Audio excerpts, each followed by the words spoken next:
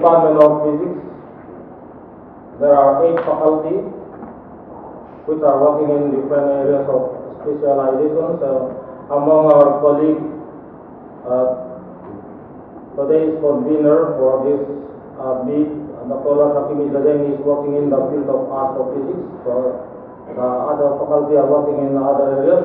Anyway, we are welcoming all the participants and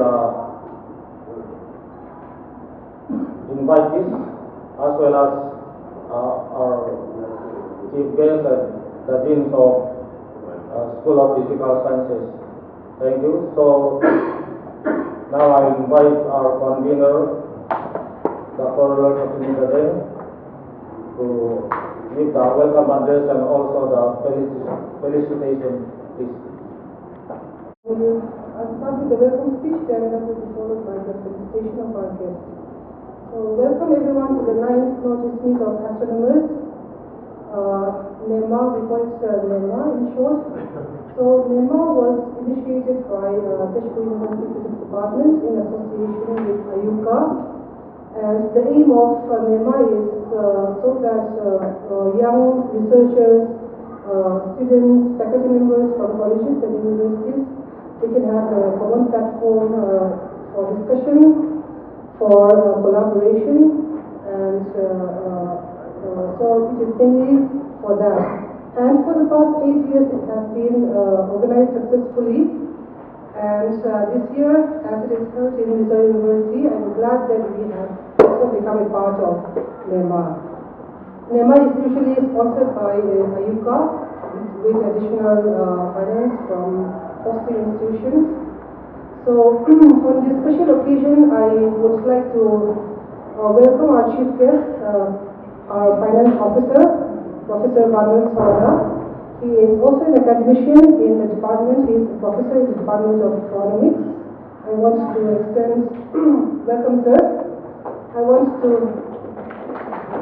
extend a warm welcome to our distinguished scientist, Professor Ajit Misra from IUCAA Pune. So he is one of the members of the organizing committee. Since it's his first time here, welcome sir to Missouri University.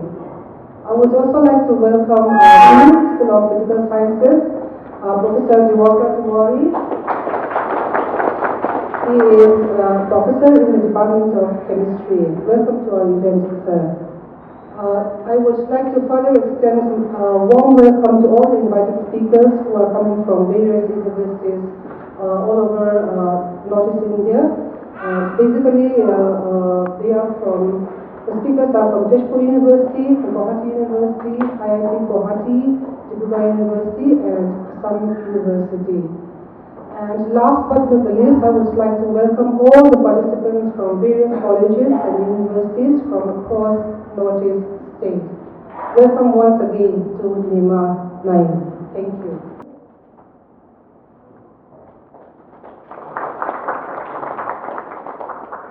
Professor Ajit Misra.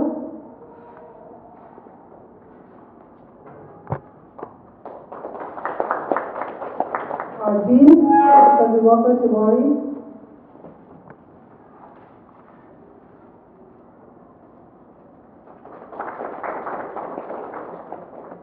Thank you. Good morning to all of you. Sorry, my throat is having some problem. Good morning to all of you. First of all, I hearty welcome to all the participants. I can see the faces from the different part of the northeastern states. I hearty welcome to all of you. So, the chief guest, Honorable Professor Vandal Sarada, the finance officer, also taking the responsibility of the finance officer, and as you mentioned already, is from the Department of Economics. The distinguished scientist, Professor Ranjiv Mishra, IUCAA, the Pune head, and the chairman of this program, Professor Tezpur, the convener, Dr. Hakimi Zadeng from Department of Physics, Dr. Jodin Moya, the whole Department of the Physics, organizing the event known as the NEMA, Northeast meet of the Astronomers, ninth edition, I will say, the ninth consecutive time. And as she already mentioned that the Tezpur University initiated this activity in the Northeastern states. It's a great initiative that they have taken, and I'll say that thanks to the physics department collaborating with the NEMA and doing the activities through this NEMA. So thanks to the whole organizing committee, and I will say the Tezpur University initiating this. The main aim, of course, as already she mentioned, that to collaborate. Definitely it is one of the main areas that how best we can collaborate with the different institutions lying not only within the northeastern states but at the national level or even at the international level to do the activities related to the astronomy and all that. Astronomy, as we all know about that, this is one of the study. I'll go little bit on the history also. And astronomy, which is nothing but we study about the objects in the space. To know about that. Astronomy as well as the cosmophysics or the cosmochemistry also, I'll say, how best we can learn and how best we can do the different activities which is going on in the space that has to be studied and all that. And definitely these kind of the studies individually is difficult to do as long as I understand. The teamwork is always required. So teamwork with the help of the collaborations, with the help of the academic collaborations as well as the research collaboration with the different institutions, definitely it will help us. Physics has initiated, that's wonderful. If you see that right from the beginning of our civilization, I will say that when the human came out from their caves, they started looking towards the space, towards the universe, what is going on there. And they tried to study on that. And in the Indian context, or I will say that if you try to see that the new education policy or the national education policy, there also a lot of emphasis is given on, the Indian knowledge system. The Indian knowledge system, when we talk about, we have to talk about what contributed towards the astronomy by the Indian context. So that starts from long back. If you try to see a lot of things which was related, and I was looking that most of the time all the kings or those the rulers, they were having at least the one person has been appointed as a to study about the astronomy. They have appointed and they have given the charge of that. We study about that, why there are the many things which was related to that. For example, I'll say that when the rain will come, when summer will come, when if you try to see, it is a very systematic. Every festivals are arranged in such a way that it has a different impact. When the rain will come, when the marriages will be done, when the occasions will be there, all these things are very well related to that and are specific. The study of that was required, and if we try to see our calendar itself, the movement of the moon, the movement of the earth, the movement of the sun, and also and so on. So those things were very important, and I used to say that why not these studies has to be introduced even at the child level through this Indian knowledge system. We try to see that I will say that the Aryabhata, 476 BC, he initiated and he systematically studied I will say that all this astronomy and all that. Later on, I will say this Mihra. Mihra is the name, and in the 6th century, he studied on that, and followed by the Bhaskara. Bhaskara, when he was studying and all that, whatever the Aryabhata has done, he compiled all that literature and all that the documents, and then he has introduced in such a way, in a nice manner, with that the astronomy can be understood. Later on, that was the Bhaskara 600 CE, and later on the Brahmagupta. Brahmagupta, which was the 7th century. Brahmagupta, when I was looking that, he introduced the mathematics with this astronomy.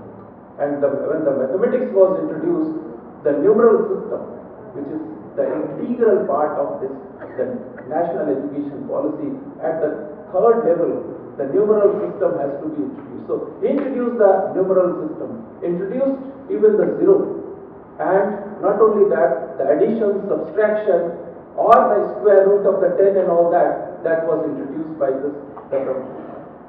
And then after that, of course, the Bhaskara and so on, and then you see that the Jantar Mantar observatory, early of the 18th century. This is kind of the observatories which are already there. So this is the, the history. And when we talk about these things, then the orbital motion when we talk about, that is the, the moon around the earth with respect to the different stars that takes place. 27.3 days. Similarly, on the earth around the sun, that takes about 29.5 the days. There was a question on that. There is 7.3, and very systematically it was introduced. When you see that, the nakshatra 27 or 28, from where it comes. Similarly, the zodiac, the 12 rasis that we used to say that, from where it comes. So these are the studies which has been very systematically, I'll say that, in the Indian context that has been done, and it is a very specified science was there involved. And that has been introduced and that has been extensively studied. So I feel that, and I will request the physics department, not only the physics, the other departments also, if it is possible, all the literature has to be collected and to be in the library. That will help to our students, and not only that, under the Indian knowledge system is a to introduce on that. Of course, now things are emerging, changing, lot of advancements are there, and the technological inputs are there. And we all know about these days, we are leading in the world, I will say. These days we are talking about the Chandrayaan. We are the only introduced that the water is on the moon. We have only identified. So these are the advancements which are going on at the national level. So these kind of the meets definitely will help us, and these 3 days you will be having the more interactions and more collaborations. You think about the collaboration, the possible collaboration by which we can achieve the greater objectives. And we used to say that our motto is that the greater deeds remain. So that is applicable not only for the university but for the NEMA also. So through that, I hope that they will achieve. So I welcome once again all the distinguished guests, those who are visiting here in Mizoram. Enjoy your time in Mizoram. Nice weather outside. Weather is now it is very good, and can have a good culture. We try to understand the different culture in this part of the country and enjoy your time. Thank you very much. Valuable and informative speech. Now I will call Professor Sanjeev Mishra, the scientist from IUCAA Pune, to have address on the gathering.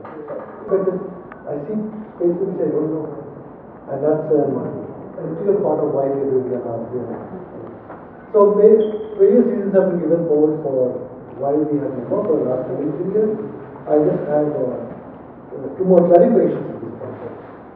Yes, NEMA is for the young scientists, astronomers, to showcase their results, and that is the primary aim of NEMA. Another important aim of NEMA is to bring these people together. So I would imagine that in the next 3-4 days, all of you together will meet new friends, catch up with your old friends, and build a relationship together in the whole world. I'm from a place called IUCAA, which is a Trinity Center for Astronomy and Astrophysics, and one of the ideas of IUCAA is to promote astronomy. So whenever I do these things, so some people may ask me, oh, so NEMA you're doing so that you promote astronomy in the Northeast. And I stare in complete disbelief. I say, Northeast develop astronomy? I mean, Northeast astronomy is very highly developed. It is one of the centers of astronomy in the country or in the world. There's so many different diverse work which happens here at the highest level. It's just that some of the people are not aware of this development which is already existing in the Northeast, and we have to develop it further in the so that is one aspect of why we have NEMA, is that a lot of good high-end research activity. What I mean by high-end research activity is that in the Northeast, especially compared to other places, we have perhaps one of the most diverse fields in astronomy at the moment. Second, we have, astronomers here have always been looking forward and using the latest telescopes, instruments, the satellites, everything. Some of the earliest, for example, some of the Astrosat is a Indian space observatory which was sent, and the most important papers from Astrosat have come out from the Northeast. So it is the real happening place for astronomy, and so we want to be, that's why I'm here, because this is the part where we want to start from, and we keep the momentum going, and I'm very happy that this is my very first visit to Mizoram. I'm sure it's not my last. I'm sure we'll come here more and more often, and I'm sure that many of people from here will interact with other people, and it will be a good success. So thank you very much. It is good to know that under the initiative of IUCAA Pune, there is a platform for the astronomers under the name that Northeast Meet of Astronomers. So I hope that this meet will bring a collaboration between the IUCAA and the universities in the Northeast, as well as collaboration between the universities in the Northeast region. So, for information, at present our department has collaboration with Tezpur University in the field of atmospheric physics. I hope that we can have more collaboration in other areas also with other universities. Now I will request our chief guest, our respected finance officer, Professor Balan Sona, to deliver his speech. Respected Chairman, Professor Zai Tanzawa Pacho, Head of Department, Physics Department, Professor Ranjit Mishra, a very distinguished scientist who represented Inter-University Center for Astronomy and Astrophysics, IUCAA, Pune. Dr. Lal Takimi, who is really an efficient convener of the meet, Professor Diwakar Tiwari, Dean, School of Physical Sciences, distinguished delegates from various esteemed institutions and universities across the northeastern region. I feel very honored to grace this inaugural function of the 9th Northeast Meet of Astronomers, NEMA-IX, as chief guest. This is quite a privilege for me. I am grateful to the convener and the organizing committee for extending such a valuable invitation. Although, to be very frank on this occasion, although I used to know astronomer, but my knowledge about astronomy is very, very limited, and I never knew that it has any connection with physics also. And my knowledge does not go beyond the three wise men of the biblical stories. Okay? So I am so ignorant about this. I have never known, I have never seen any textbook on astronomy, even during my whole academic life. And I have never seen any university academic department open in any university. So I have a very, very limited knowledge about astronomy. So today I'm really surprised that I am one of the chief guests in the noticed meet of astronomers. So whenever we talk about astronomers, the picture that came into my mind is the moonlanders, Armstrong, these people are not beyond. So this is indeed a rare privilege to be associated with you on this very occasion. So on behalf of the university fraternity, I extend the warmest welcome to all the delegates. I hope you will have a very, very pleasant stay during the conference, during the meet. I am particularly want to express my gratitude to the authority of the Inter-University Center for Astronomy and Astrophysics, as we pronounce IUCAA, Pune, for hosting and funding this NEMA-IX in our own university campus. I know, looking at your website, IUCAA is a highly respected autonomous body under University Grant Commission. So today, our special welcome is extended to Professor Ranjit Mishra, Head IUCAA Center for Astronomy Research and Development, in short, ICARD. When I look at your website, ICARD has 25 centers in various universities and institutes across the country. These centers are playing an important role in creating awareness about the latest researches in astronomy and astrophysics at the university and college level. I would like to propose today that Mizoram University is ready to establish the ICARD Center if the authority of IUCAA Pune is ready to offer such facilities here in the university. So how important that center would be, you would realize from my own personal experience. So it will be a big help for the Northeast people and the people of Mizoram to have a center here.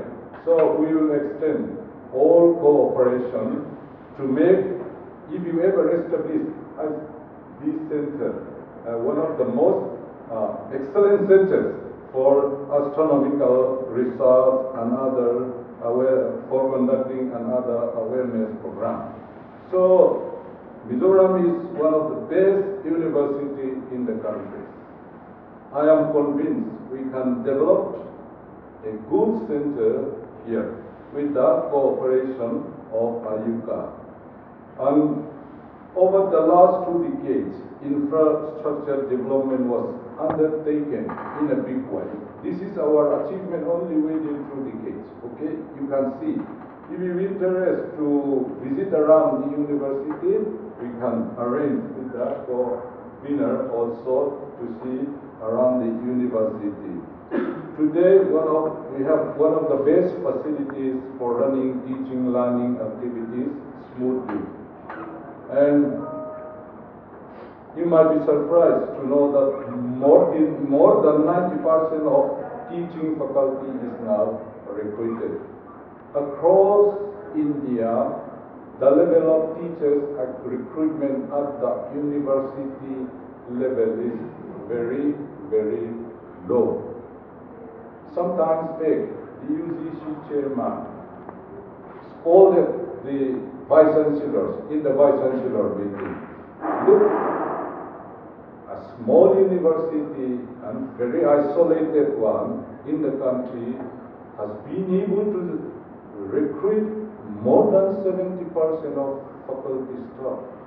While you people in the metropolitans, well, all the facilities are available, could not recruit even up to 50%. So unlike other universities, we have been able to recruit almost 10% of teaching faculty. The same is true in respect of non-teaching faculty recruitment.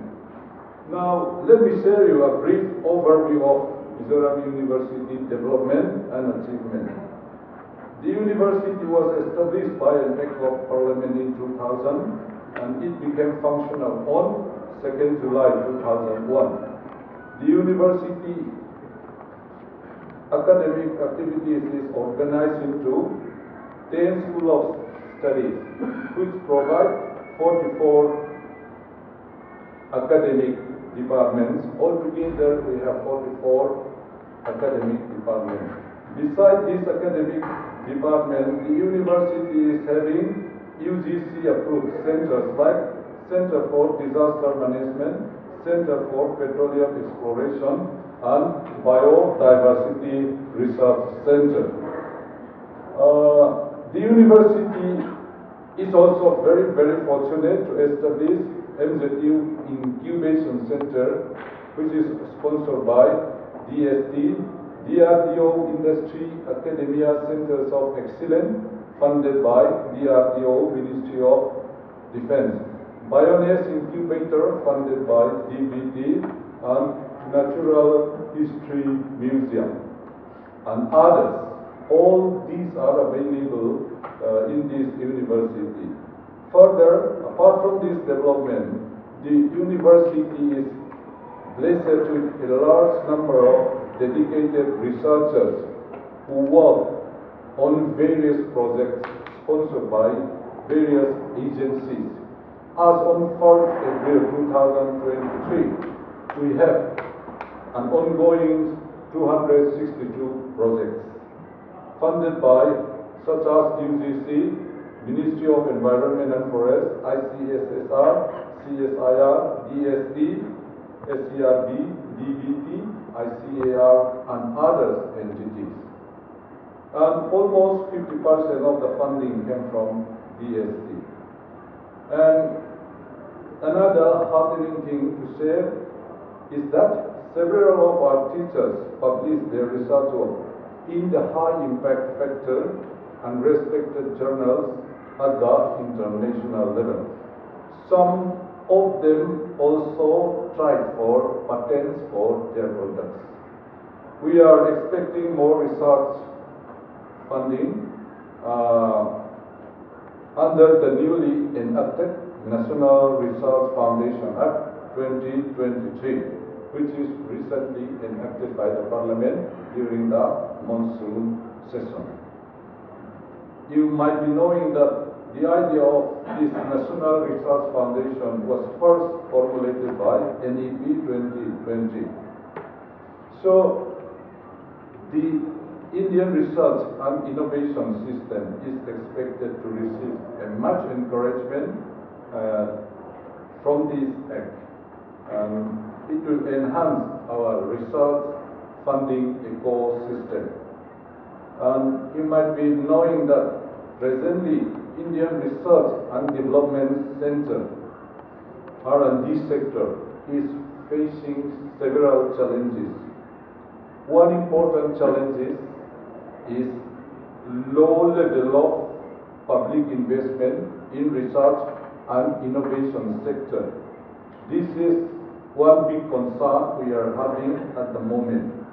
India is currently invested only 0.69%, less than 1% of its GDP. Okay? Compare with 2.8% in the United States of America, 4.3% in Israel, and 4.2% in South Korea.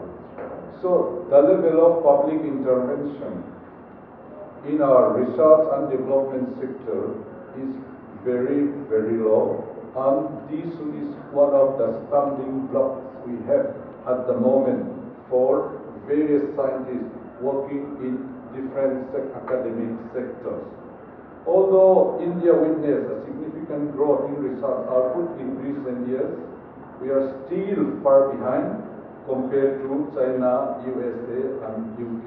Imagine, according to Querelin Siemens, QS, this is international assessment body located in UK. According to QS, during 2017 to 2021, India ranks the fourth highest in research output, but ninth in the world of citation. India's research output was 1.3 million as compared to 4.5 million in China, which is the highest in the world, and 4.4 million in USA and 1.4 million in United Kingdom. A well-functioning patent regime is the basic requirement for knowledge-based system. Technological innovation and scientific research require a robust patenting system. However, the patent system in India is in a very, very bad state. India witnessed an increase in patent application as well as patent granted during the last few years. There was some improvement in the patent application process. The procedures have been simplified. Examination to various categories of patents have been expedited. Electronic delivery of certificate, introduction of video conferencing have been introduced. Despite all these improvements, India continues to lag behind compared to China and USA. The number of patents filed in India in 2020 was 56,000 plus, okay, which is merely 4% of China, where almost 15 lakhs applications were filed, compared 1,000 and lakh. And 9.5% of USA, where almost 6 lakh applications were filed in the same year. So the situation is so pathetic. 56,000 in India compared to 5 lakh applications in China and 6 lakh applications in China. This is so bad. Patents granted in India were a little more than 26,000 as compared to 5.3 lakh in China and 3.5 lakh in USA. India takes 58 months on an average to dispose of a patent application as compared to about 20 months in China and 23 months in USA. So our patent filing system is highly inefficient. These facts are presented in a paper published by 2 members of Economic Advisory Council to the Prime Minister. Okay? So today I am stressing the fact that the performance of our research and development sector is the only sector where we can depend for our future development. Creation of knowledge and skill development are the 2 key factors for India's future. We have to strengthen the higher education sector to catch up with the advanced developed countries like China and USA. With these few words, I wish NEMA-IX a successful meet. The deliberation and presentation are fruitful, and the delegates enjoying a pleasant stay. Greater deeds remain. Thank you. Okay. To conclude our inaugural program, so I will request Dr. Jodin Moya, the Department of Physics, to propose the vote of thanks.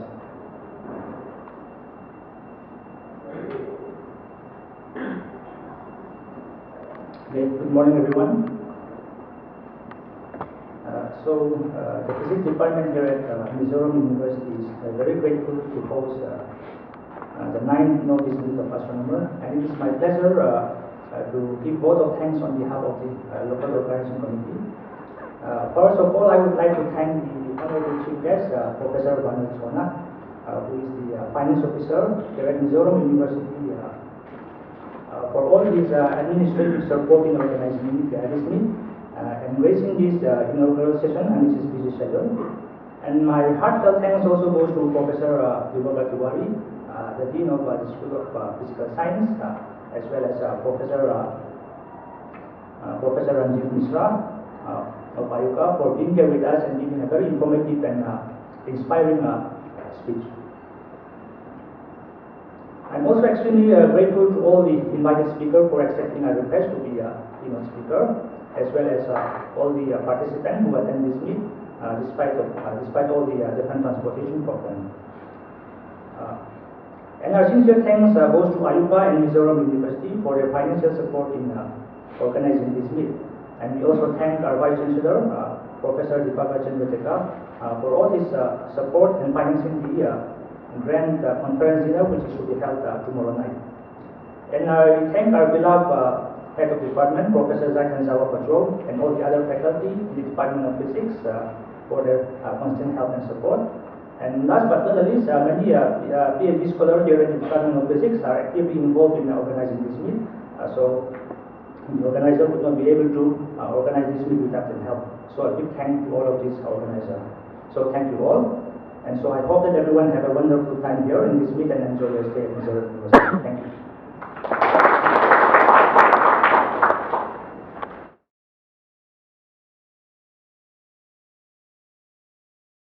Good morning, everyone. We are going to start our technical session. In this session, we have 6 talks, one 30-minute talk. It's going to be 5 minutes presentation and 5 minutes question and answer discussion. Remaining all the talks will be of 15 minutes duration, 12 minutes presentation and 3 minutes for discussion, including question and answer. So the first talk will be delivered by Dr. Himadri Shekhar Das from Assam University. So good morning to all of you. It's an opening match, so I have to start. So you know, in cricket, opening should be very good. Otherwise, you know what happened last night. So my topic is unveiling the secrets of small molecular clouds. First of all, I would like to thank the organizer for inviting me in the seminar. The topic which I will be going to start today is related to the star formation, because you know, before going to start anything, you have to start about how everything is born. So here, these small molecular clouds are a region where the new star forms. And today I will just give you a brief outlook of the study which we are doing at our university, that means at Assam University Silchars.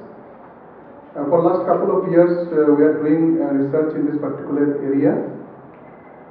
Basically, my talk is concentrated on polarization, extinction and distance measurement of the small clouds, which we basically call them as Bok globules, because these are very small molecular clouds and very dense, cold and relatively isolated clouds of gas and dust, and many stars are forming in that region of the sky, and that's why the astronomer had got interest to study all those clouds. So to better understand these studies very well, we employed a multifaceted approach utilizing polarization, extinction and distance measurement. Step by step I will discuss how we can have a long study in this particular field. Star formation process is not a very easy process, because it is a very complex process and many factors are associated with the study of this type of black patches in the sky. You can see in this photograph, you can see some black patches and which are identified as Bok globules. So all the Bok globules or all the molecular clouds will not be a star, because it has to pass some conditions, and we call that condition as Jeans criteria for gravitational collapse. So this was first studied by just around 70 years back by Bart Bok, and he identified some black patches in the sky, and the name actually are given as Bok globulus. So there are many such star-forming clouds are there in our own galaxy, and some of them are going through some evolution process. Maybe in future some new stars will be formed, but again I am telling you, this star formation process is a very long process. It takes millions of years or billions of years to form a new star. So these small molecular clouds have a very simple structure, and they are basically isolated. You can see here two images of Barnard 68 cloud. This is another cloud classified by Barnard, one of the astronomers. You can see in the optical, you can see a black patch, but whenever you are going towards the infrared, NIR, near infrared photometry, then you can see the background star is visible. That's why molecular cloud study in the near infrared band will give you more insights of the star formation processes in the cloud. So as I was referring about the Bok globals, there was a catalog which we call CB catalog. Particularly we are interested in those molecular clouds which contains around 248 small clouds, and they are very nearby clouds because their distance is less than 1 kiloparsec. So these are the dimension of the cloud. You can see mass is around 5 to 50 times the solar mass, and you can see size is 0.2 to 1 parsec, and temperature is very less, means it is 10 to 15 degree Kelvin. Specifically, if you compare the properties of molecular clouds, you can see the giant molecular clouds is 20 times the mean radius parsec. But if you go to the this molecular clouds, you can see it's very small as compared to the big cloud. So this is how actually a star forms. Whenever this dust clouds collapse, then we call it the gas and dust, they are dense, and it becomes further collapse, and we call it pre-stellar core, and they have to follow some suitable conditions. We call it Gill's criteria, so that as cloud should have a critical mass, and if it has a critical mass, it can form the star. But we have to remember that from a cloud, single star does not form. Multiple star forms in a cloud. So collapse mechanism is actually in a cloud, multiple collapse mechanism is going on. And finally it forms the protostar phase. You can see the molecular line emissions come out, bipolar, we call it bipolar flow, and ultimately it becomes T-Tauri star. Still it is not a star. Then pre-main sequence star, and after pre-main sequence star, fusion reaction starts, and then it will be a star, and you can see from the outer layer it will become a planet. So it is something like which happened to our own star, Sun. So as I told you, there are 3 stages of star formation: pre-stellar core, protostar, and pre-main sequence stars. Why I am just giving you a brief introduction? Because it will help us to know why we are interested in the study of this type of star formation. The same way we can see here very nicely depicted. You can see here dark clouds are there, dense cores are there in a cloud, and just look at the dimension of this cloud. It is 200,000 astronomical units. Whenever gravitational collapse starts, the dimension is decreasing and it 10,000 AU, and now you can see that dimension has decreased a lot up to 500 AU, and just see the time scale. Time scale starts from 0 here, and then 10,000 to 100,000 years it will become a protostar. So become a protostar, it will take around 10,000 to 100,000 years, and then you can see a stage T-Tauri star phase is there. all the stars have to pass this T-Tauri star phase, and again it will take around 100,000 to 3 million years, and then ultimately you can see the young stellar system forms. So this is how the star formation took place in any molecular clouds. But remember, whenever star is forming, along with star, planets are also forming. Still today, this is the model or hypothesis, and as you know, many new planets are discovered in other solar system, other star system. Around 3,000 confirmed planets were discovered outside. We call them exoplanets. These are very interesting because we are getting more information how a star is formed with its planets in other solar system. This is a very emerging field of work nowadays. So polarization, you know that polarization from general physics idea is the alignment of light waves. So here in this diagram you can see that whenever light is coming through the dust cloud, when you consider molecular cloud, it contains both dust and gas. And these dust particles are basically, these are non-spherical particles. These are aligned to a particular direction because of the magnetic field present in the cloud. So you can see here that this is the dust, and whenever light is coming from a star, normally the starlight contains the unpolarized light, but whenever it passes through the clouds because of the aligned dust grains, the light becomes linearly polarized. So this dust cloud is actually acting as the polarizer. So if we study the linearly polarized light, we can have idea about the this polarization vector will give us idea about the magnetic field orientation in that particular cloud. So this study of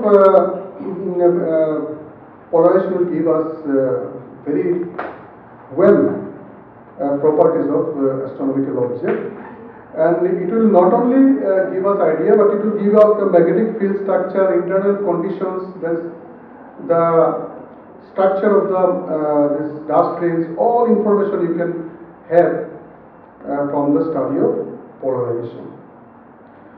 And as you know that magnetic field plays a very significant role in the formation of star formation. That's why the study of magnetic field is very, very important in the formation of star.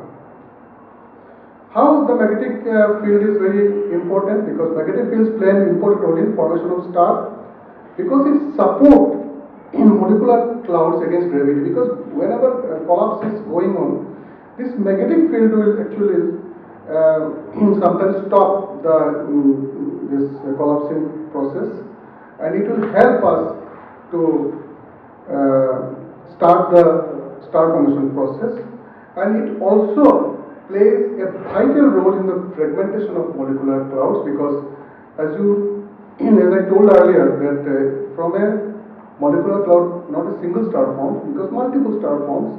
So this magnetic field is very, very important in the this type of molecular clouds. So this is another diagrammatical representation of how this light from the background star when passing through the molecular clouds, because here dust grains are aligned because of magnetic field, and when you are getting the linearly polarized wave, you can have idea about the magnetic field orientation. So basically what happens, so this is the molecular clouds. You can see light is coming from the background star. Background star means when we look at the this dark cloud or molecular clouds, some stars are foreground, some stars are background. Okay, it depends on the distance of the star. Normally the foreground stars do not have very,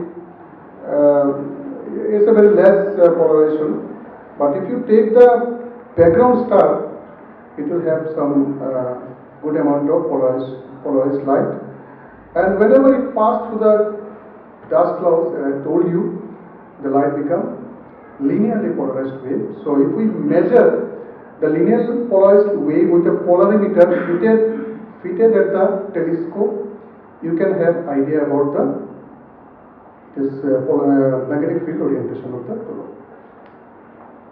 So here in this picture, You can see that some polarization vectors are drawn in this picture. You can see these are oriented in a particular direction, and this is the core. And these blue colored polarization vectors are coming from the optical study, because as I have shown you in the beginning, that if you study in the optical spectrum, you cannot go deep towards the cloud because of the opacity of the cloud. So you need to study near-infrared polarization or sub-millimeter polarimetry. So if you want to go deep inside the cloud, you need to study the near-infrared as well as the sub-millimeter polarization. So in this picture you can see, if you go deep inside the cloud, you can have information about how the magnetic field is there inside the core of the molecular clouds. So here in this picture, you can see one cloud I have shown CV34, and here this is the galactic plane. This is the direction of the galactic plane, magnetic field orientation of the galactic plane, and you can see this polarization vectors are aligned towards the galactic plane. So one information or one conclusion immediately we can actually conclude here that galactic magnetic field is actually dominating the magnetic field of this cloud. But if you look at the core, the magnetic field orientations are random. It means that in the core magnetic field, the galactic magnetic field cannot actually influence the core of the magnetic field, and this is basically done in sub-millimeter polarimetry. So this is another picture. You can see this is another cloud CV17. Here also you can see the galactic plane is orienting the magnetic field orientation of the this cloud. This is recently, the last week that paper was actually accepted in MNRS. You can see this is a lens type of cloud. We call it cometary type clouds, and multiple star formation process is going on this cloud. Here also you can see galactic magnetic field is oriented towards the galactic field. So what conclusion we are arising here? The galactic magnetic field has very impact on this type of cloud. Here also you can see another cloud we have taken, and this is the core of the magnetic field, and you can see all the magnetic fields are aligned along one direction. This is another work, this is under review. This is another cloud CV26, where again the same phenomena is observed. But remember, I am showing you only the cloud which have magnetic field orientation with the galactic plane, but there are some other clouds also. Next speakers, Dr. Dipankar Pal will show you some clouds with some different magnetic field structure. So this gave us an idea. Why don't you study the orientation of magnetic field with the this galactic plane? And we had actually studied, and we have taken around 20 dark clouds or 20 molecular clouds, and there is a nice relation coming out in our study, which was recently accepted.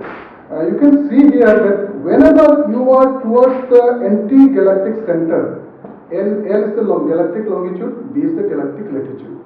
When you are towards the anti-galactic center, means then you can see that the magnetic field orientations are almost parallel to the galactic magnetic field. As you have seen, I have shown you some clouds with the magnetic field orientation parallel to this. But whenever you are going towards the magnetic field, the magnetic field orientation is having some offset, and you can see 60 to 70 degree has been seen, and you can see there is a 2-degree polynomial equation has been fitted for this equation.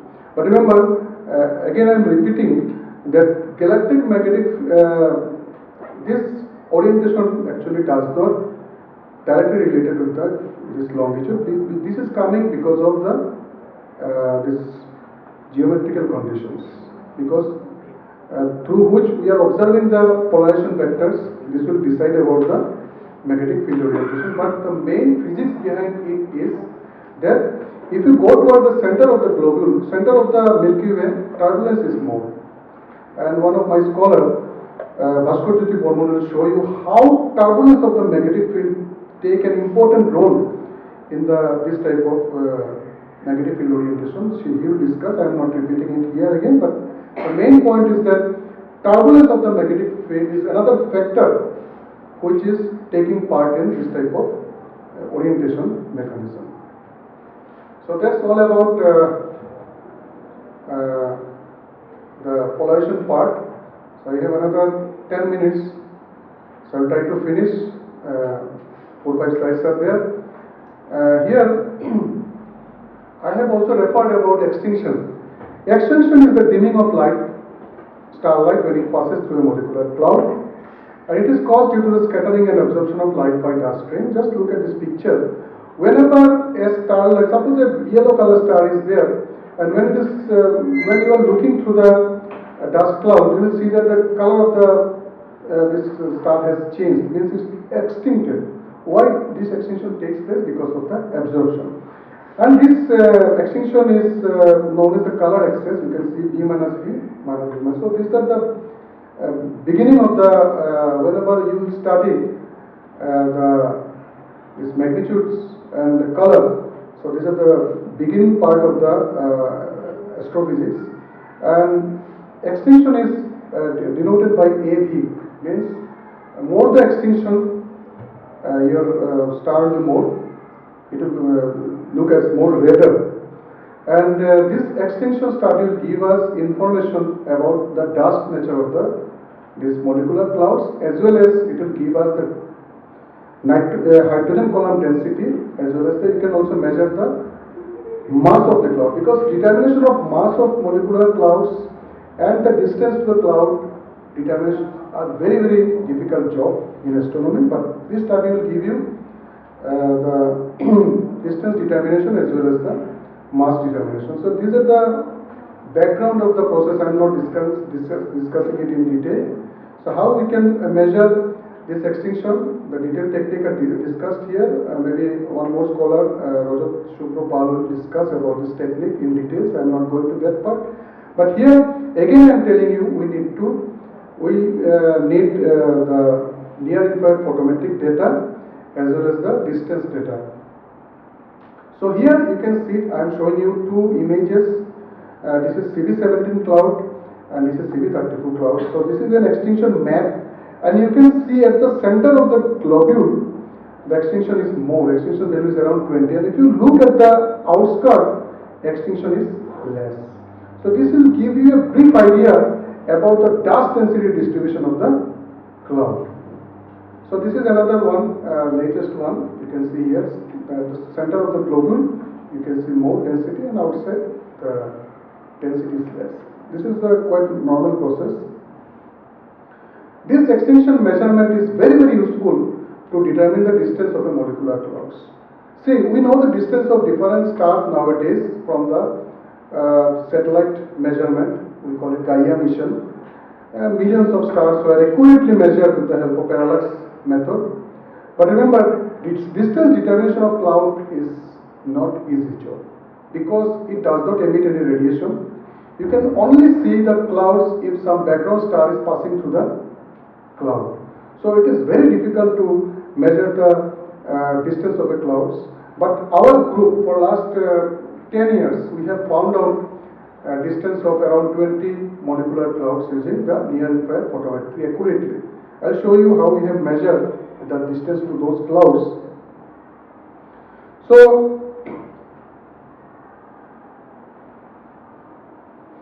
these are the very simple technique, you know, that distance modulus relation. In distance modulus relation, you know that three parameters are there. One is apparent magnitude, absolute magnitude, distance, and another parameter is there. Normally it does not there in your distance modulation, that is the extinction. Okay, so if you know any three parameter, you can find out what is the distance. So in this particular relation, you can see equation number 2. We know x is j, h, k means three different magnitude. M is the absolute magnitude, and if you know the distance to cloud, you can find out what is the extinction to that particular star. So using this simple formula, and we need some mathematical simulations to measure the extinction. I am not going to that part in detail, but you can see here in this diagram, this is the color diagram or HR diagram for main sequence star, and these are the stars which are actually measured These are the apparent magnitude of the star, apparent color of the star. So this length of the vector will give you the extinction, and through this technique we can find out what is the length of the vector. And if you know the length of the vector, this is the extinction value of the star. So just look at this picture, that whenever a molecular cloud is there, you can see all the foreground stars have extinction very less than 0.5, but whenever a molecular cloud is there, suddenly the extinction starts increasing. So the star which initially shows the sudden increase of the extinction, we call it the distance to cloud. Okay? And using this technique, you can see in this picture CV17, which was published in 2019, we have measured the distance to around 253 parsec for this. So you can see a sudden rise of extinction is there for this cloud, and distance can be measured with some other techniques also. We have compared with the literature, we found that our result is quite good. I can show you another. This is the recent one we have measured. We have some around 15 molecular cloud distance dimension. I am not showing you here. This is the recent one. You can see here also we have found out the distance to this cloud. This cloud is very big cloud, and still today there is no direct measurement of the distance of these clouds. And we have measured the distance to this cloud is around 300 parsec. So Mr. Vajot will show you the details about this cloud whenever he is present. So what we can conclude? We can conclude that these workloads are very, very important for astronomers, because it will give us information about the star formation process. And as I told you, I had taken 3 different measurements like polarization, extinction, and distance measurements. So it will give us a very nice idea about the star formation process in our clouds. So I think I have finished before the time. Okay, good morning everyone. Today I'll be talking about screening of dark matter distribution in astrophysical test of gravity near Sagittarius star. Before I give the talk, I would like to thank the organizer for giving me a platform to present my talk, our paper. This is based on our paper. Actually, this is my PhD work, which I have not presented elsewhere. This was based on our paper with my PhD supervisor, Dr. Sanjeev Kalita. So here, if you could see that SGR star, it means Sagittarius A star, which is the center of the galactic, which is the supermassive black hole lying at the very center of our Milky Way galaxy. Right now, at this point, the Sagittarius A star will be visible near the Sun in the southeast direction. So our main work is on, my main philosophy of work is on test of gravity. So then we ask, what do we mean by test of gravity? When we say we want to test gravity, we mean to say that we want to test a theory of gravity defined by the Einstein-Hilbert action. Here, R being the Ricci scalar, which is constructed out of the space-time metric tensor. G is the determinant of the metric tensor, and lambda is the famous cosmological constant. So what happens here is that upon solving this Einstein-Hilbert action, we get the 10 Einstein equation, the 10 Einstein field equation. So in this work we include general relativity, FR gravity that I will mention, and dark matter distribution. So since we are mentioning about what are the motivations to test gravity, gravity, as we all know, is the most fundamental interaction of nature. The very reason why we still sit together here, why we could use all this internet, GPS and all, is because of gravity. And this, upon learning this test of gravity, will improve our understanding of the universe. And see, gravity, our current description of gravity, which is general relativity, has been successfully tested in the solar system and in small gravity regions, weak gravity regions. However, in a very strong gravity region, such as the immediate neighborhood of supermassive black holes, the test, like, we still don't have a concrete test. So this will enhance our understanding of gravity in extreme conditions. And another important reason is that our current description of gravity, being general relativity, is a classical theory. So it is bound to deviate at some point, example at a quantum level, and and we believe that near the event horizon of the black hole, we believe that there will be a departure of GR, so we keep on testing it. And testing of gravity, several gravity theories will finally answer the questions whether GR is the final theory of gravity. So I have mentioned FR gravity. One thing to be sure is that apart from general relativity, there are several alternative theories of gravity. However, till now, the most precise alternative theories of gravity being FR gravity. So FR means a function of Ricci scalar. If you look back here at Einstein-Hilbert action, here you see the Ricci scalar minus 2 lambda. So in FR theory, what happens is that this Ricci scalar is being modified corresponding to the terms however we like. But in this work we use a model independent FR gravity. Then going to so what happens here is that in FR gravity, whenever we discuss FR gravity, it predicts an extra degree of freedom in the form of scalar field, the scalar that we know, which has spin 1.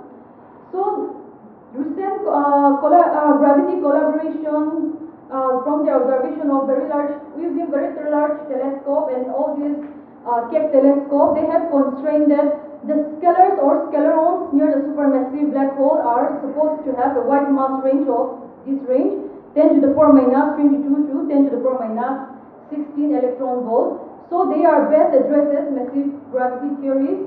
The reason is that I think most of you are aware with graviton, which we believe is supposed to mediate the gravitational field, and it has been constrained from this telescope that the upper limit of the graviton mass is believed to be 10 to the power minus 23 electron volt. So here the scalarons are from 10 to the power minus 22 electron volts. So these FR gravities are best addressed as massive gravity theories. So going back to our main probe of testing gravity, which is the galactic center black hole. The first thing is that since it's the nearest supermassive black hole, lying only at a distance of 26,000 light years away, we believe that it is the best platform to test such theories of gravity. And Sagittarius A star is surrounded by a class of P-type main sequence stars, but when this Sagittarius A star was first discovered, they don't know clearly what class of type those stars are. So in order to compensate it, they named those stars S stars, taking from the name Sagittarius S. Apart from that, upon studying this Sagittarius A star and its surrounding, it is expected to be surrounded by unknown distribution of mass and matter.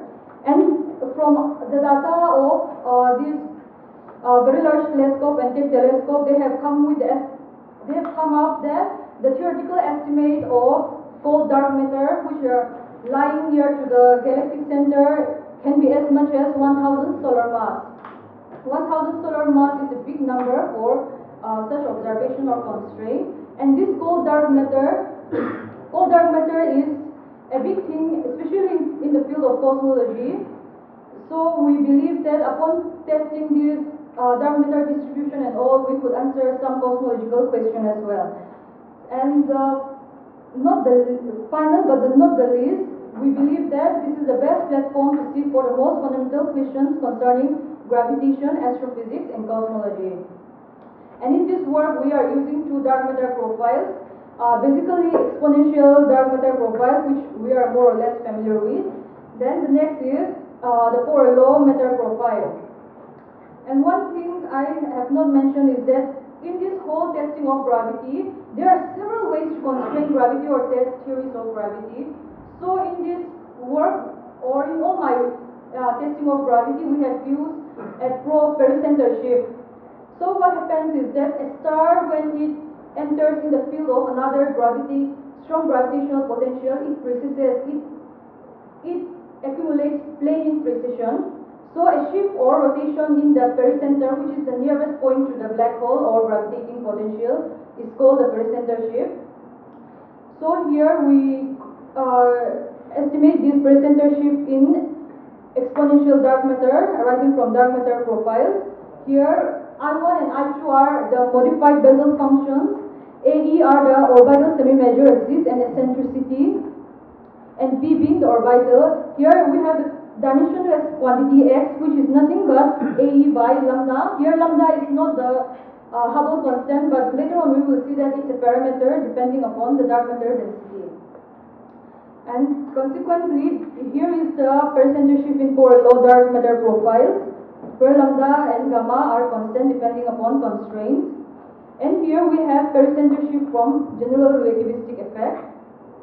Here, if you could see the first one, this one is the barycenter. If we could measure this, we could measure the barycenter shift due to Mercury orbits. However, in this work, we extend GR up to third post-Newtonian order. G is the gravitational constant, MBH is mass of the galactic center black hole, C being the speed of light, and E is eccentricity of the orbit.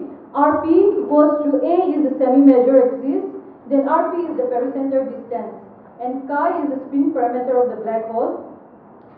Consequently, this here is also the barycenter shift in FR scalaron gravity. So in order to visualize what is going on about this barycenter shift, we simulate this orbit. Here you could see that the red mark is for dark matter distribution and the blue is for the precession due to FR gravity. Here we consider a particular semi-major axis, A equals to 45 AU. The reason why we skeptically choose the lower limit of A equals to 45 AU is that when a star enters the orbit of this supermassive black hole, mainly Sagittarius A star, at exactly 45 AU, it can have a stable rotation. Beyond 45 AU, lower than 45 AU, the stars will be captured by the black hole. So we find this the innermost stable circular orbit, consideration from all these gravitational waves in spiral and all. Then here at the same 45 AU, we present dark matter and FR and GR. If you could see this GR being green one, there is something fuzzy going on. GR is going crazy when it's near the galactic center black hole. And consequently at 100 AU here and 1000 AU, you can see that GR and FR gravity and dark matter is masked, more or less masked by GR. So here are screening, meaning that here psi naught is the scalar field amplitude and phi is the gm by c square r.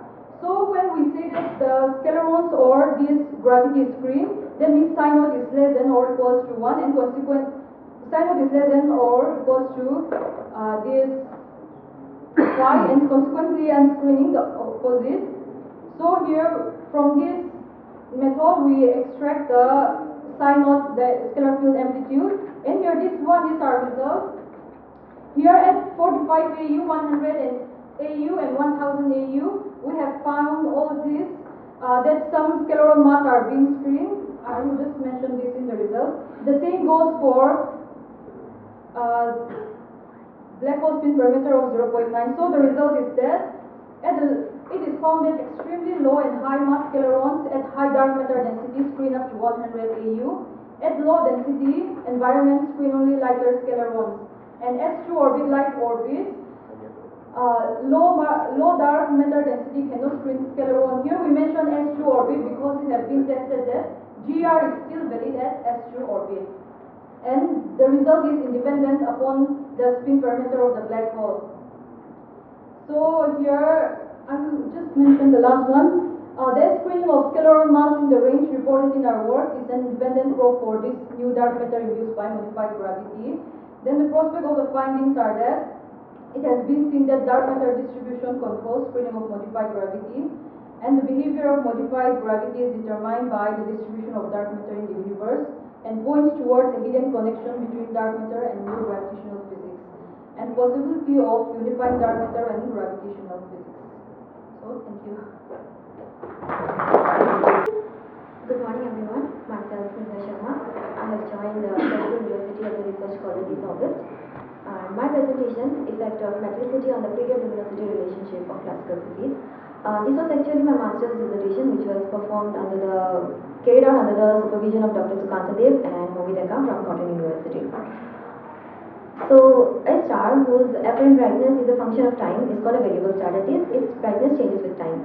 They are of two types. They can be broadly classified into two types: extrinsic and intrinsic variables. So in case of extrinsic variables, the brightness are apparent and they are caused by certain hindrances in the path of the light, for example interstellar dust or some other stars. Whereas in case of intrinsic variables, the change in brightness is a result of certain physical processes in the stellar interior. Pulsating variables are a class of intrinsic variable stars. In such stars, the radius expands and contracts alternately due to their natural evolutionary aging processes. But what makes a star pulsate? So we know that in the star, the inward pull of gravity is counterbalanced by the outward radiation pressure, and this is known as the hydrostatic equilibrium. But what happens if there is a momentary lapse of hydrostatic equilibrium? So there are certain regions in the stellar interior known as the partial ionization zone. When there is a lapse of hydrostatic equilibrium, this region will contract, the heat increases, as a result of which the hydrogen or helium atoms in such regions will ionize, which increases the number density, as a result of which the opacity increases, and it becomes opaque to radiation or the radiation flows slowly. This increases the pressure. So as the pressure goes on increasing, and when there is sufficient pressure, this layer is pushed back, the temperature decreases, the ions and electrons, they recombine, and the radiation flows through again. And this is known as the kappa mechanism, and this is the driving force behind the pulsation. Also, due to the temperature gradient between such layers, more heat is flown into the partial ionization zones, and the ionization process or the kappa mechanism repeats itself. This is known as the gamma mechanism, and it reinforces the kappa mechanism, and this causes a star to pulsate.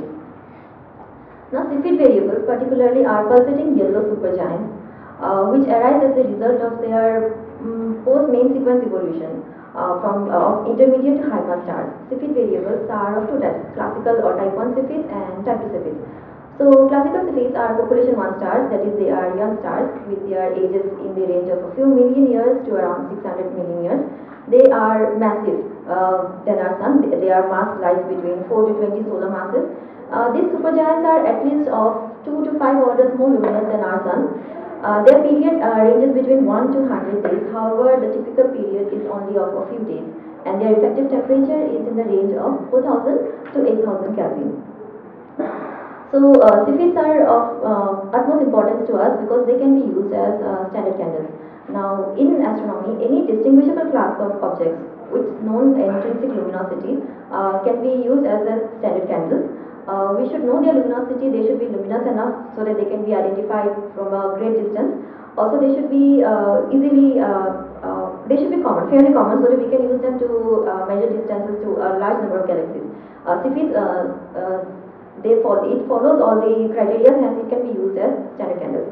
Now, classical Cepheids or Cepheids follow a period luminosity relationship, which is known as the Lyapunov law, where we have m is the absolute magnitude, log p is the pulsation period, and a is the intercept, and b is the slope. So we know the calibrated PL relationship in our galactic Cepheids. This PL relationship can be shifted to the target galaxy, and once it is fitted there, the vertical offset will give us the distance to that galaxy, and this is how it is used as standard candles. Another importance of Cepheid variables is that it can be used in the calculation of Hubble's constant. So recently it has been observed that when we introduce the metallicity term or the effect of metallicity in the PL relationship, the distance ladder it is greatly benefited. So it has been observed from the observed data that there is a difference of 0.025 magnitude between metal rich and metal poor stars in the V band, which means if we do not take into consideration the metallicity effect, we will greatly undermine the distance of the target galaxy. So we are trying to look at it from a theoretical perspective. To compute the theoretical models, we have used software MESA, that is Modules for Experiments in Stellar Astrophysics. We have used the RSP functionality, the radial stellar pulsation. It is specifically used to model the radially pulsating stars. The first step is we have to compute an initial model. So we use mass, luminosity, effective temperature, and the metal fraction as the input parameters. So the range of mass, luminosity, effective temperature, and the luminosities against age mass use are shown here. So once the initial model is completed, the next step is to carry on a linear non-adiabatic analysis or a linear analysis on these models. Now LNA is a two-step process. First of all, these linear models are evolved until it reaches an equilibrium state. Once it reaches an equilibrium state, small perturbations are introduced in it. MESA has the option of convective parameters, and we have used the following 4 convective sets. So after the perturbations are introduced, we obtain the growth rate. So the growth rate tells us how the perturbations will grow in due course of time.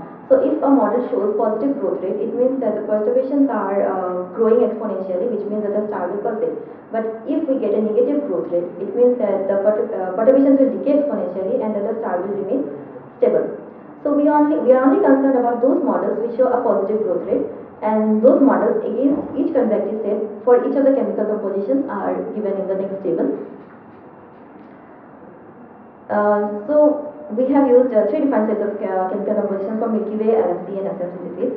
So once we have obtained the magnitude in V band and I band and plotted them against the log of the pulsation period, and a linear line fit gives us the slope and intercept. And this is for the magnitude in V band against the log of pulsation period, and this is for the magnitude in I band again log of pulsation period. So the slope and the intercept that we obtain, they are in close agreement with the observed values. Similar steps are repeated for the other 2 chemical composition Cepheids, the LMC Cepheids for the V band and the I band. Also the SMC Cepheids, which has this chemical composition for the V band and the I band. When we plot the peer relationship for each convective set for each magnitude separately, the effect of metallicity becomes quite evident. This is the last one was for the V band and this is for the I band. Taking a closer look, we can see that the metal-rich stars have a steeper slope compared to the metal-poor stars, and that the metal-rich stars have a fainter intercept, which means that the metal-rich stars will be fainter than the metal-poor stars. And this was the study that we carried on. There are certain, the set A, which is the simplest convective set, shows a certain discrepancy, and we will need to carry out the nonlinear analysis to better understand this trend. And with this, I would like to conclude the presentation. Thank you.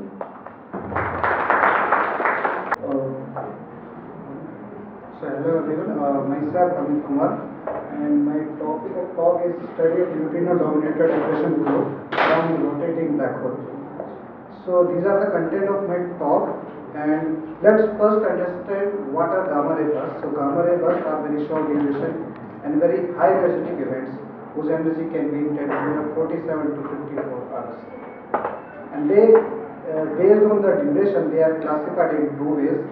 And from the light curve, we can see that GRV consists 2 phases. So first is burst itself, and the second is afterglow. So what is burst? So burst can be seen in the gamma ray band, and afterglow can be seen in an X-ray to radio band. To explain this burst and gamma ray, this burst and afterglow, so people propose one model. This is Pargoshov model. So in that model, what happens if you have a relativistic flow and it is moving in space, and when 2 parts of this relativistic outflow collides, which are moving with a different velocity, this burst happens. And when the debris of this burst interact with the surrounding material, it gives me a afterglow, which can be seen in the later part of the light curve. So now the question is how this outflow can be generated, and what could be the central engine to produce this outflow or burst. So typically fusion and accretion process are considered in the astrophysical scenario to explain energy. So, and the fusion efficiency is less than accretion process. So, but first understand what is accretion. So in accretion, the matter moves around the very compact object and make a disk type of structure. And when this matter lose angular momentum, it emits energy and falls into the black hole. So it can be considered as a source of energy from the disk. So to explain the central engine of the burst could be a black hole and a very hyper accreting disk, because from the simple calculation we can see that if you want this much energy which is in the burst, the mass accretion rate is very huge. So it is very high accretion rate if we compare to the Eddington accretion rate. And several models are proposed how this black hole and accretion disk can be formed. So at that much high accretion rate, which is 10 to the power minus 3 to 1 solar mass, the density becomes very high. It is in the order of 10 to the 10 to 13 gram per centimeter cube. So at that much high density, what's happened?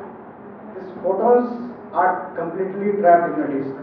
So they cannot come out from the disk because the optical depth is very high.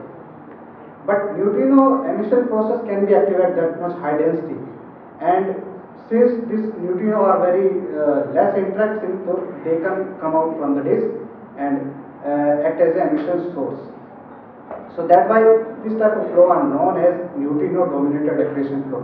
Now back to our first question, how this outflow can be generated.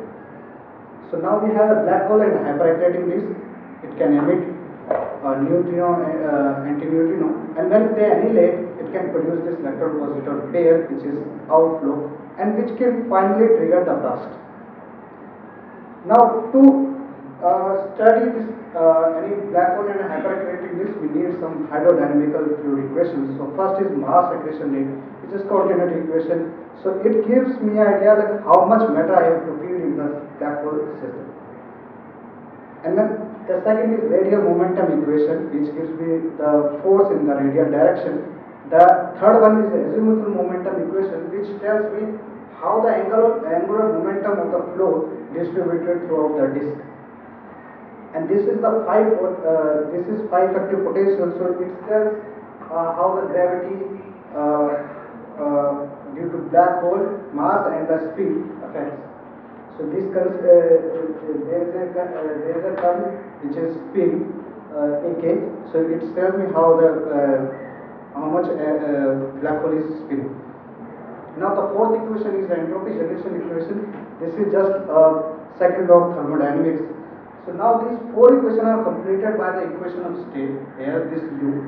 So it consists two terms. Obviously the plasma is there, so gas is there, and the radiation is always trapped. So one more term, radiation. And this Q viscosity is the viscous heating in the disk. So what happens when matters move around the black hole? It moves with a different, at each radius it moves with a different angular velocity. So when two layers are moving with a different angular velocity, they rub each other, and this causes the viscosity in a disk, which produce heat. So that is viscous heating. Now the cooling term, which I will discuss in the next slide. Here in the all work we scale our mass accretion rate in terms of Eddington accretion rate, and we choose mass of black hole as 3 solar mass, and this adiabatic index is 4/3 for the case of relativistic matter. Now this is cooling term. So it consists this tau nu I. So tau nu I is the total optical depth for the neutrino, and it consists two terms. So first is scattering optical depth, and the second is absorption optical depth. So scattering optical depth, if the neutrino are scattered by the proton and neutrons, and the second is absorption optical depth, which comes from the two emission process which we add here. Like one process can be an electron-positron capture on nucleons, which can give the neutrino, antineutrino, and the second is electron-positron pair, which can give me neutrino, antineutrino. So these are the two main processes we consider to produce the neutrino. Now after using all this equation, we finally get this gradient of velocity, lambda, angular momentum, and this theta, which is temperature. Now our solution actually depends on the three global parameters, which is one is spin of the black hole, mass accretion rate, and the alpha viscosity parameter. And we fix this and two other more parameters, which is specific energy of flow and the lambda, angular momentum. And we fix this all parameter at the outer edge of the disk, which is 10,000 1000 Schwarzschild radius. Now, so what we can see, if we integrate our previous equations, we see that flow remains subsonic in the large region, and as it moves at its reach at the near the horizon, it becomes supersonic. So that means in the between two outer edge and inner edge, there is a point which is at which this flow changes its behavior from subsonic to supersonic, and this point is known as critical point, and which which satisfy this numerator and denominator equal to 0, the dV by dx expression. Now, if you change the accretion rate, what we can see is like the matter, instead of passing from the inner critical point, it can pass from the outer critical point solution also.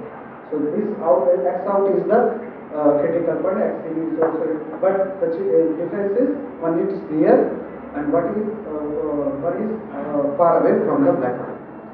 Now, as matter starts its journey from the outer edge, it suffers two like forces.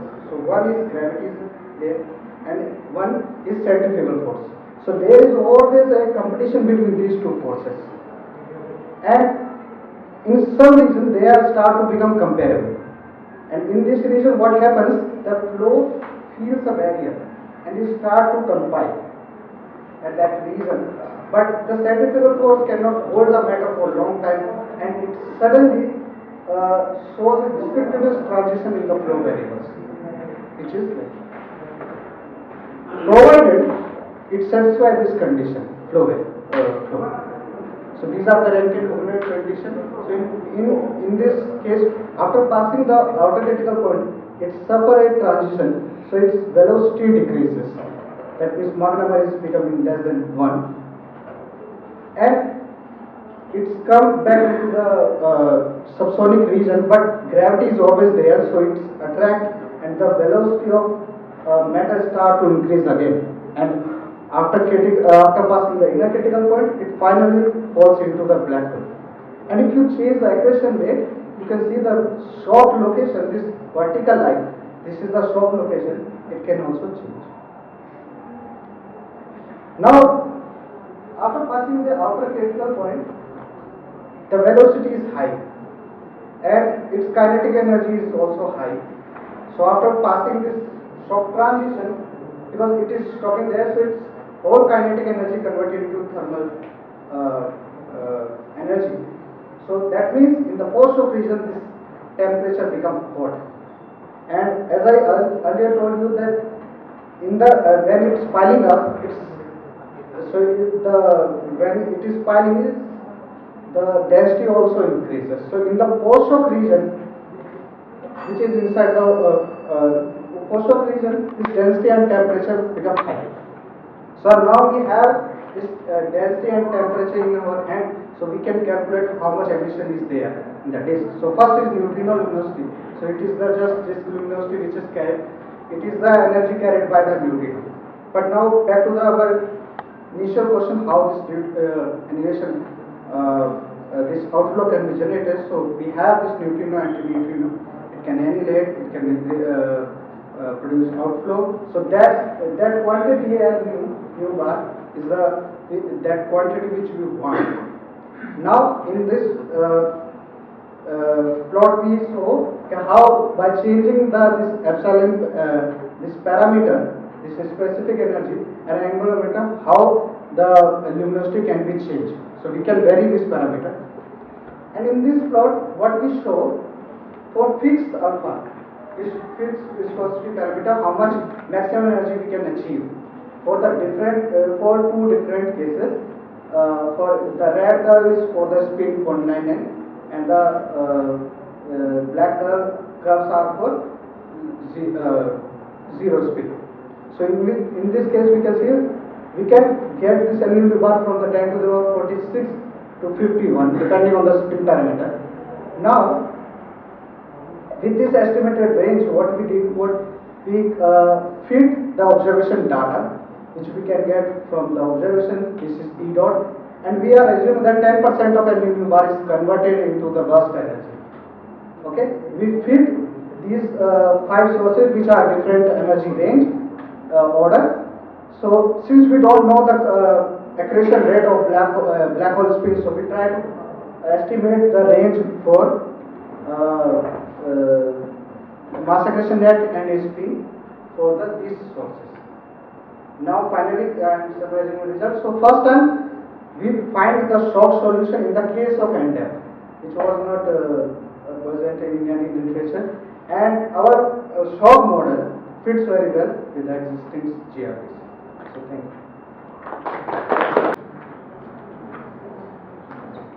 Hello everyone, I am NEMA-IX from Tezpur University. So my work is based on the formation of massive black holes, specifically 10 to the power 3 to 10 to the power 8 solar mass through accretion of self-interacting dark matter onto a moving stellar mass black hole.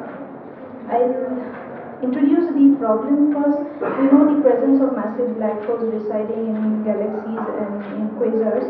Now to obtain such high massive black holes through direct collapse or by gas accretion requires quite a large seed at a high epoch of when the universe was quite early. So here we can see that a black hole of around 10 to the power 9 solar mass at redshift 7 would require a massive seed of 10 to the power 4 solar mass, provided the accretion efficiency is of the order of 1. So subcritical accretion also will only generate a black hole of 10 to the power 9 solar mass, provided the seed is 10 to the power 8. So such massive black holes cannot be obtained by direct collapse of baryonic matter. So what we do is we feed a stellar mass seed black hole with self-interacting dark matter and see how it grows in different profiles of the dark matter distribution. We consider the accretion model to be a Hoyle-Littleton-Bondi model, where the accretion is quasi-static and spherical rather than a rotationally supported disk. The accretion rate is given as such, and this accretion proceeds till a time when the mean free path of the interacting particles become equal to the accretion radius. So we can generate a black hole mass, or we can say a core mass by a time, and it depends on the specific cross-section of the dark matter particles. Our choice for the specific cross-section is the range from point 1 to 5, because point 1 and point 5 to 5, these are required for reproducing co-densities of clusters and for different observed mass profiles. Then the choice for sound speed is around 10 to the power 4 to 8, 10 to the power 7 Kelvin. This is the temperature required for the primordial gas distribution in order to collapse and form structures. So for the particular sound speed range and the entire specific cross section, we can generate cores of around 10 to the power 3 to 10 to the power 8 solar mass.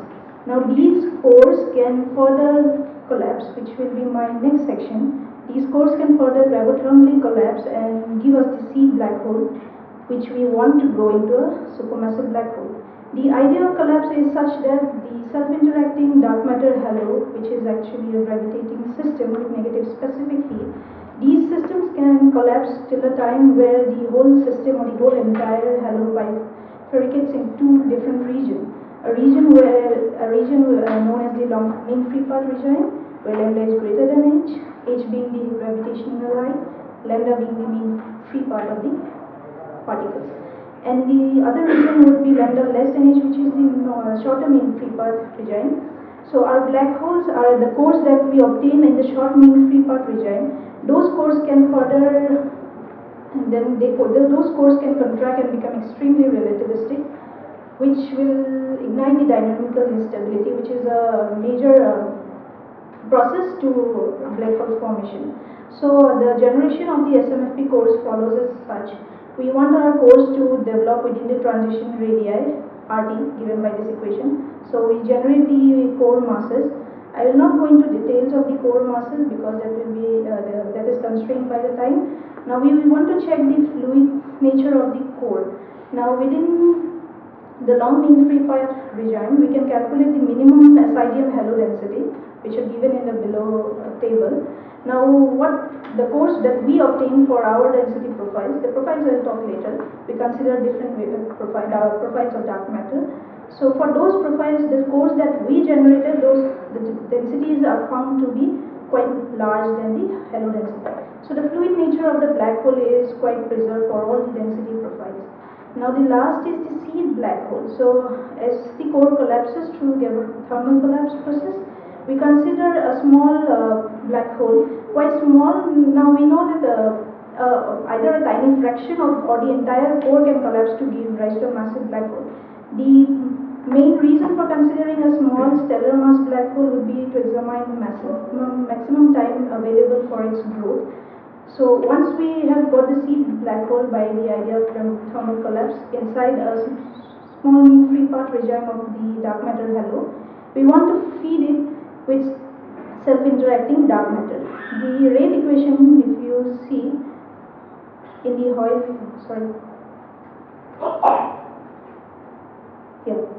So the rate equation here requires it's a generalized HLV model accretion rate. It requires the density profile of the dark matter halo, the sound speed in the medium, as well as the speed of the seed. Now we want to check if this seed actually stables down or settles down inside the halo. So we check for the dynamical time, friction time, and for the given standard halo size and initial radius of 5 kiloparsec, we find that the 20 solar mass seed does not stabilize to the center of the halo. So we keep the seed as a moving stellar mass black hole, and it will be scattered. We take the seed to be moving around 200 kilometers per second. We feed it to the rate equation. The next will be the choices for our density profiles. The first one being the singular isothermal sphere, which was also previously considered for to study growth of black holes. So these are the time scales of growth of 10 to the power 3 to 10 to the power 8 solar mass black holes in the SIS profile of dark matter. We can see the time scales are of the order of few tens million years, the maximum being 33 million years. So, and these arrays on the right side, they actually denote the epochs of formation of these black holes in the standard lambda-Cedian cosmology, provided the initiation started at redshifts 20 and 30. Why 20 and 30? Those are the epochs of initial large-scale structure formation. So we can see the SIS permits the growth of massive black holes within a quite short amount of time. By short, I mean few tens of million years. The next choice for dark matter profiles will be Pavlov profiles, which are also consistent with n-body simulation of SIDM evolution. Now these profiles are also are also studied to test different gravitational theories near the galaxy center. The choice of parameters rho dash and r dash here are empirically found through the observed pericentre shift of S2. Now theoretically the cusp index gamma, it ranges from 0.5 to 2.5, but here our choice will be 2.9 to 2.5 because 2.9 is the profile with 2.9 that actually characterizes the distribution of a few halos in this large mean free path region. So for all the four choices, 2.19, 2.3, 2.4 and 2.5, we can see the black hole growth timescales are of the order of few tens to 100 million years. With the increasing cusp indexes, the timescale also increases. Along with the redshifts, you can see here the maximum 10 to the power 7 solar mass black holes forms at around redshift 5, provided it started at 20 or 30, which is a good result for generating massive black holes at early epochs. The next choice for profile would be core modified profile. Now, a core modified profile that gives you a flatter core rather than a cuspy profile at the center of the halo. So the two choices for core modified isothermal profiles, we have calculated the time scales of formation of the same range of massive black holes, 10 to the power 3 to 10 to the power 8. These black holes grow quite well within few tens of million years, just like the other profiles. But for the particular profile given by Brownstein, we see that the massive black holes grow in a time which takes longer than the Hubble time. So we have ignored those two masses here. The last being the universal NFW profile of dark matter distribution. Now it is characterized by two parameter formula, RC and rho C being the scale density. The scale density is related to the critical density and the characteristic overdensities. These overdensities are actually calculated by considering a standard lambda-Cedian cosmology two epochs, primordial epochs, the same choice, 20 and 30. So now we consider three halo mass, say this standard galactic size halo, 10 to the power 12 solar mass, two massive halos, 10 to the power 13 and 14 solar mass.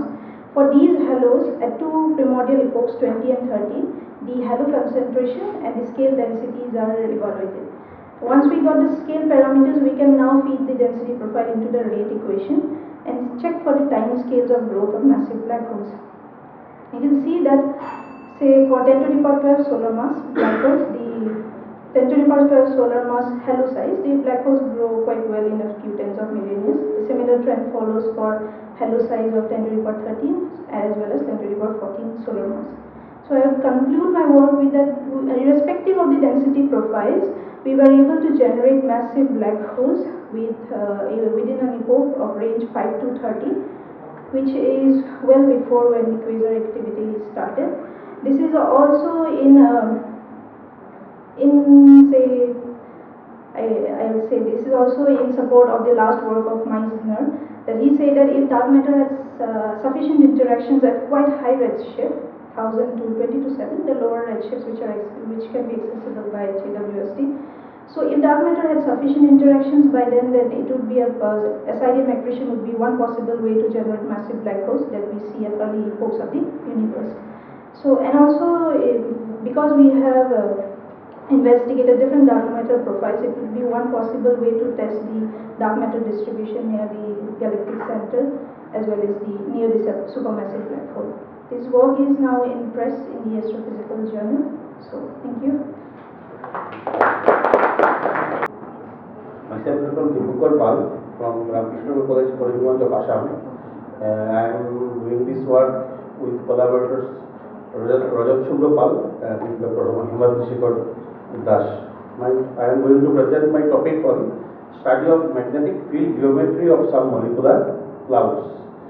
To start with, we have already seen in the first speaker's lecture the details of the molecular cloud.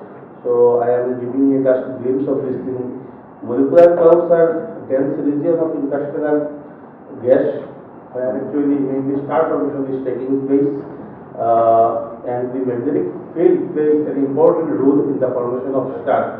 So we are concerned here with the mapping of this electric field vector and magnetic field vectors of some molecular clouds. And to start with, actually polarization study of molecular clouds can provide valuable information about the dynamics of molecular clouds. So we have done some polarization mapping of the molecular clouds also to have an idea of the star formation happening in the molecular clouds.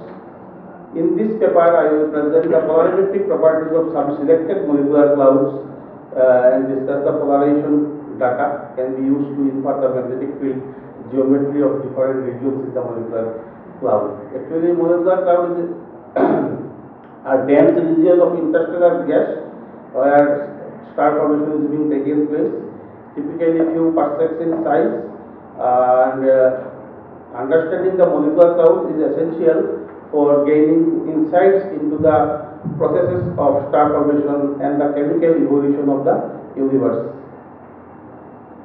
So, first of all, I will start with polarization, and with the basics of the polarization we have already discussed. When some unpolarized light passes through the molecular cloud, so the light is polarized in the direction of the field vectors, magnetic field vector and electric field vector alignment. We get understanding with the help of this studying this polarization measurement.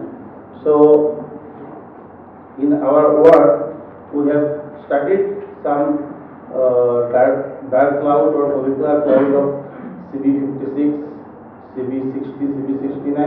We have taken observation from I have also taken some observation of the molecular clouds from IUCAA Gilwali Observatory, and the polarization measurement is being done. Later on, this polarization mapping and extinction properties is also being carried out by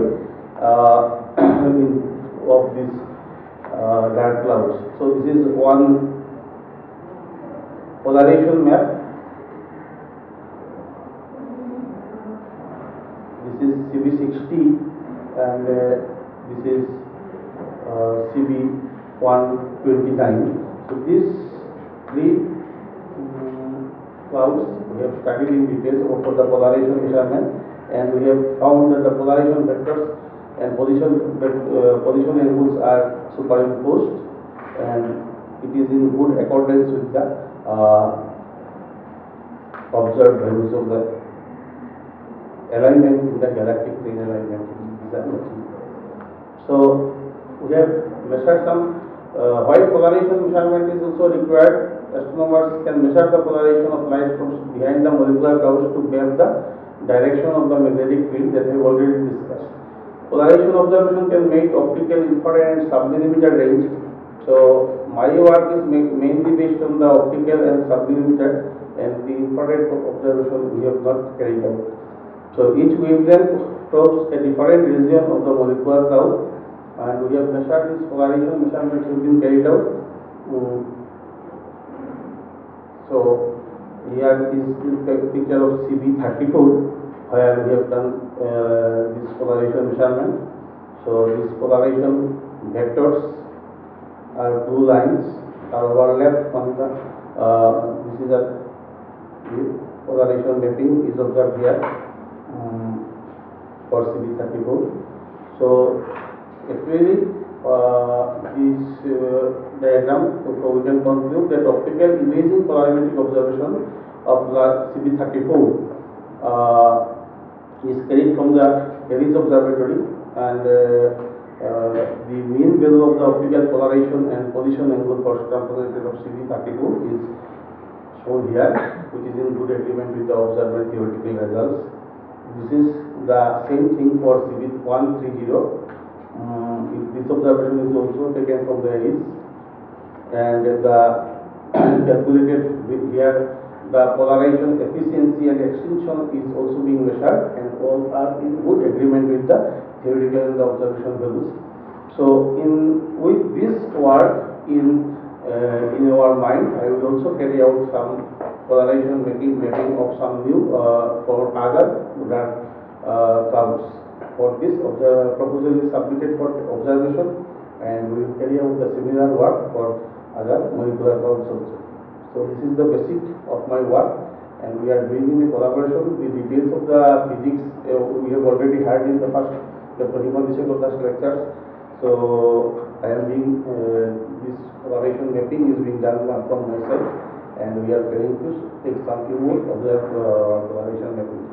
So this have some reference of Das 2016, the Chaudhuri 2016, and myself 2019, 2014. We have some publication. I have referred this in my maps shown here. So this is all about the my work, and infrared polarization map of cloud is shown. So mainly this is my part that I am going to share here in this paper. So this is all. Thank you. But it is not affected towards the black hole, so somewhere it is accumulated. And the density profile will be discontinuous at some point. So basically the centrifugal barrier will trigger the discontinuous transition of the flow variable in the form of shock transition. So this is the typical structure of a cartoon of accretion disk. So this is the distribution of the matter from the outer end, and because of the density accumulation, matter accumulation, the density increases, and you know that according to the gas law, if you increase the density, temperature will increase, and if temperature increases, things will be softer. It will be thicker. So the condition is, if in the fluid dynamics, if Rankine Honnold condition is satisfied with an expect shock, so we study the shock business there.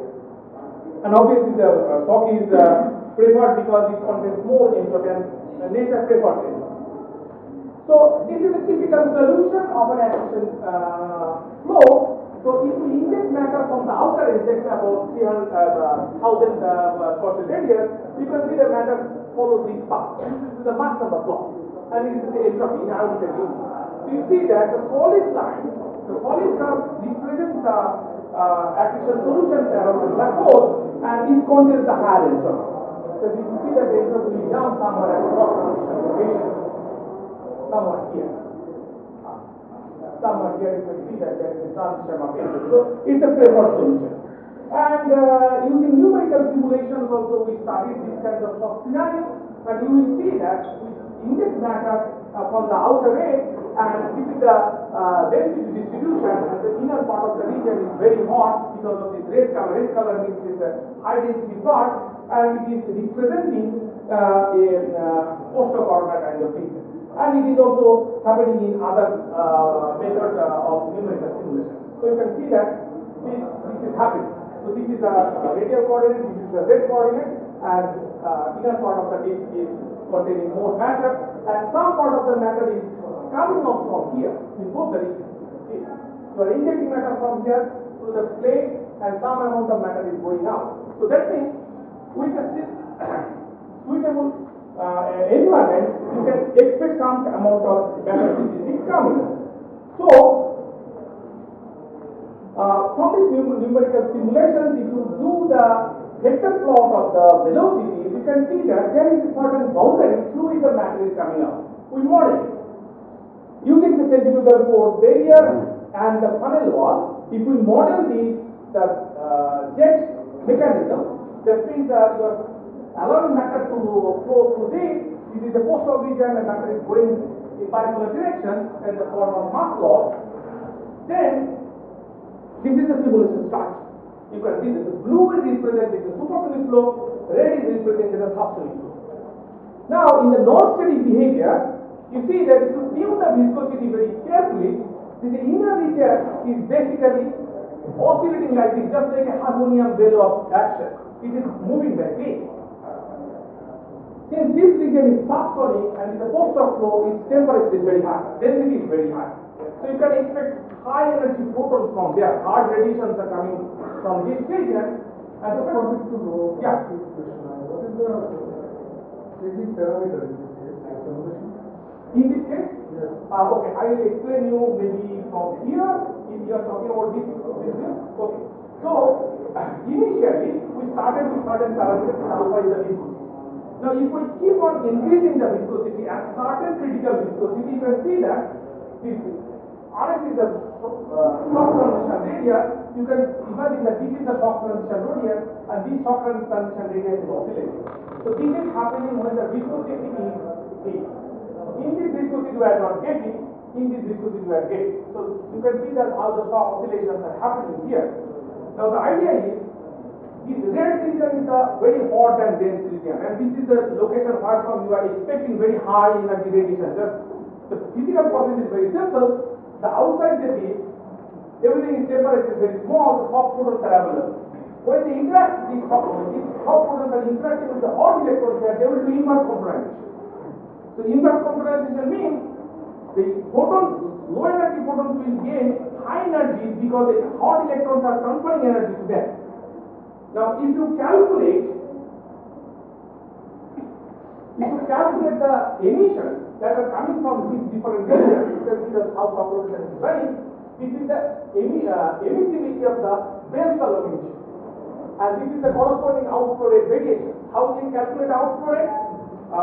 We can say that we have some regions here. If we see the velocity is positive in this direction, that means we get an outflow. In some cases, you see some arrows are coming down in the velocity vector. If arrows are coming down with a negative velocity, that means it is not a part of the output. So with this time series data, if we do the power density spectrum, then we see these peaks. These peaks are calculated in three different quantities using the shock radius, the post-shock coronal flux, and the outflow flux. And you can see that there is some correlation between them among all these things. And we compare with this with a galactic black hole source, and it's giving some resembling results. So this is the non-steady behavior. How much time I have? Another 10 minutes. Okay. So why these three regions we are interested in? I'll just go back and I'll tell you. When we calculate this Bell-Sallow flux, we consider the entire region of this. When we calculate the shock oscillation, we take only the oscillation in this equatorial plane. And for outflow, we take these things are calculated somewhat here. So they are in a way disjoint regions. In 3 different regions, we collect the time series variation, and using this time series variation, we get this excess power in some frequency region, and which is somehow matching with this galactic black hole source. Now, motivating with that, what we did, we update our theoretical model, introducing some magnetic activity. This magnetic activity is something like this. It contains only the toroidal magnetic field. We do not consider any polarized magnetic field for the sake of completeness. And at the same time, I suggest you don't be confused with too many equations. We theorists always deal with equations. Those who are doing observations, you don't need to worry about. These equations are the very simple magnetic equations, so we know how to handle them. So these equations are for the inflow solutions. The inflowing matter. Similarly, we have the outflowing solutions, outflowing equations. Outflowing equations are quite simple in the sense we did not consider any energy dissipation there. It's very difficult to handle energy dissipation in outflow when you are trying to calculate the self-consistent solution. So, in a way, these two parts, the inflow part and the outflow part, they are disjoint. Why I am saying that they are disjoint? In the theoretical point of view, maybe here. So, the many equations in the left that I showed, that is representing this part. Few equations that is representing this part. Okay. Now, in reality, they must be connected. As I demanded before, that the inflow solution, inflow matter must control how the jet will happen. Obviously, some internal physics is there. So, we need to couple these two equations, these two sets of equations. So, the coupling happens through these Rankine-Leibniz-Shock conditions. Is nothing but the conservation of mass flux, energy flux, momentum flux, and the magnetic flux. They must be conserved across the shock front between the downstream and the upstream flows. So, using that, I calculate how much amount of matter is ejected from the disk. How we are calculating? This is the measure of quantity representing how matter is being ejected, what fraction of matter is being ejected, and how the magnetic activity is taken care of using a beta parameter. It's called the plasma beta parameter. In plasma physics, is a very common parameter. And you see, the gas pressure is expressed with this kind of expression. It's basically gas law, and this is the magnetic pressure. I think all of you are familiar with. Now, when beta is less than 1, that means the disk is magnetically dominated. That is, the magnetic pressure is larger than the gas pressure. If beta is large, however, we don't know what the gas pressure dominated thing, it should be observed maybe 1000, maybe even more. So it's a gas pressure dominated. So by tuning the beta as a parameter, I can introduce more magnetic activity in the calculation in our model. So using that, I just get some solutions. This is not very difficult things. I mean, difficult thing in the sense that we have already seen in Ovid's presentation. This is the Mach number variation with radial coordinate. The red is the accretion solution, and blue is the jet solution. So this part is the jet coordinate, jet radial coordinate, and this is the jet Mach number. And the corresponding velocity, temperature, density, and temperature distribution. So from here, what we exactly do? Our primary motivation is to calculate how much matter is going out from the disk. This is the measure of Rm dot. So you see, what we did, we have 4 different parameters. I will keep all the parameters fixed. For example, we have accretion rate is varied here with a different color.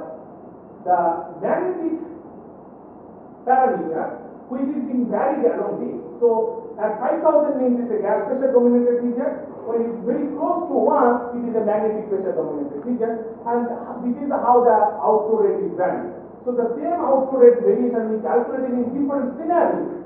This is the accretion rate variation, this is the viscosity variation, and in most of the cases you see the outflow rate we can get almost 20% just by varying this. 20% outflow is a very big number. That means the 20% of the disk matter you are evacuating. Here also, if we just change the angular momentum, we change the black hole spin, you can see that how the outflow rates are varying here in terms of the magnetic parameters. Ultimately, we calculate what is the maximum outflow rate I can take out just by varying all three parameters. And this is the plot here with two different scenario of black hole system. This is the stationary black hole, this is the maximally rotating black hole. And you see, as the magnetic activity is varying, in a way I can say that as the magnetic activity is increased, for stationary black hole, I can get the outflow rate maximally up to, let's say, 24,000%. And for rotating black hole, it is close just above 30%. So it's likely that if the magnetic field is present in the disk and the black hole is extremely rotating, I can get huge amount of mass outflow from the disk.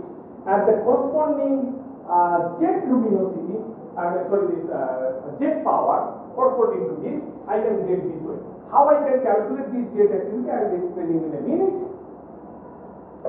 So this is the way I calculate this jet activity. This is the textbook level physics. It's very simple. So this is the jet luminosity. Now these RF dots are calculated from the model. In various scenarios I have calculated. This is the accretion rate, the three parameters. How I can handle the accretion rate? This is the way. In terms of black hole mass. And these things I can calculate from observation. This Fx is the XF flux, and this is the distance of the source. I think I have some marker for that.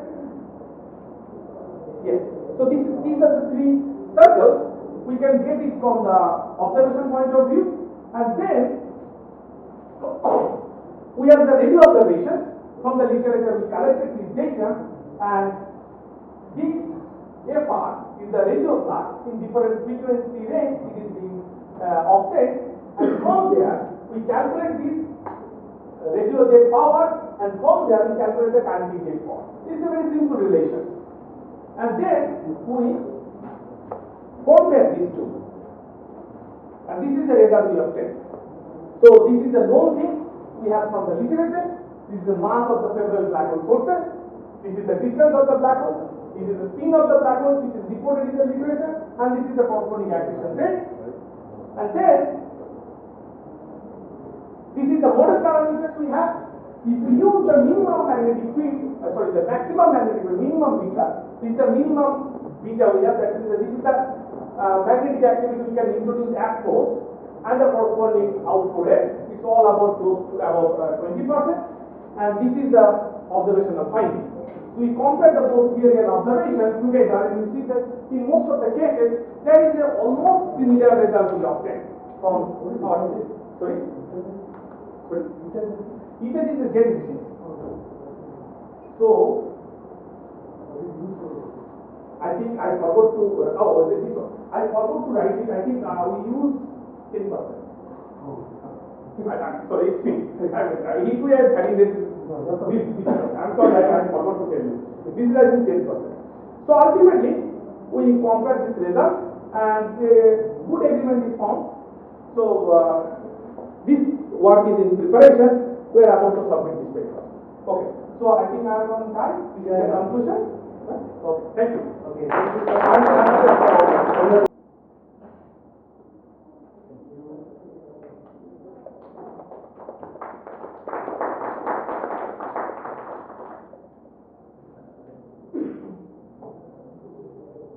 Our next speaker is Tezpur from Pune.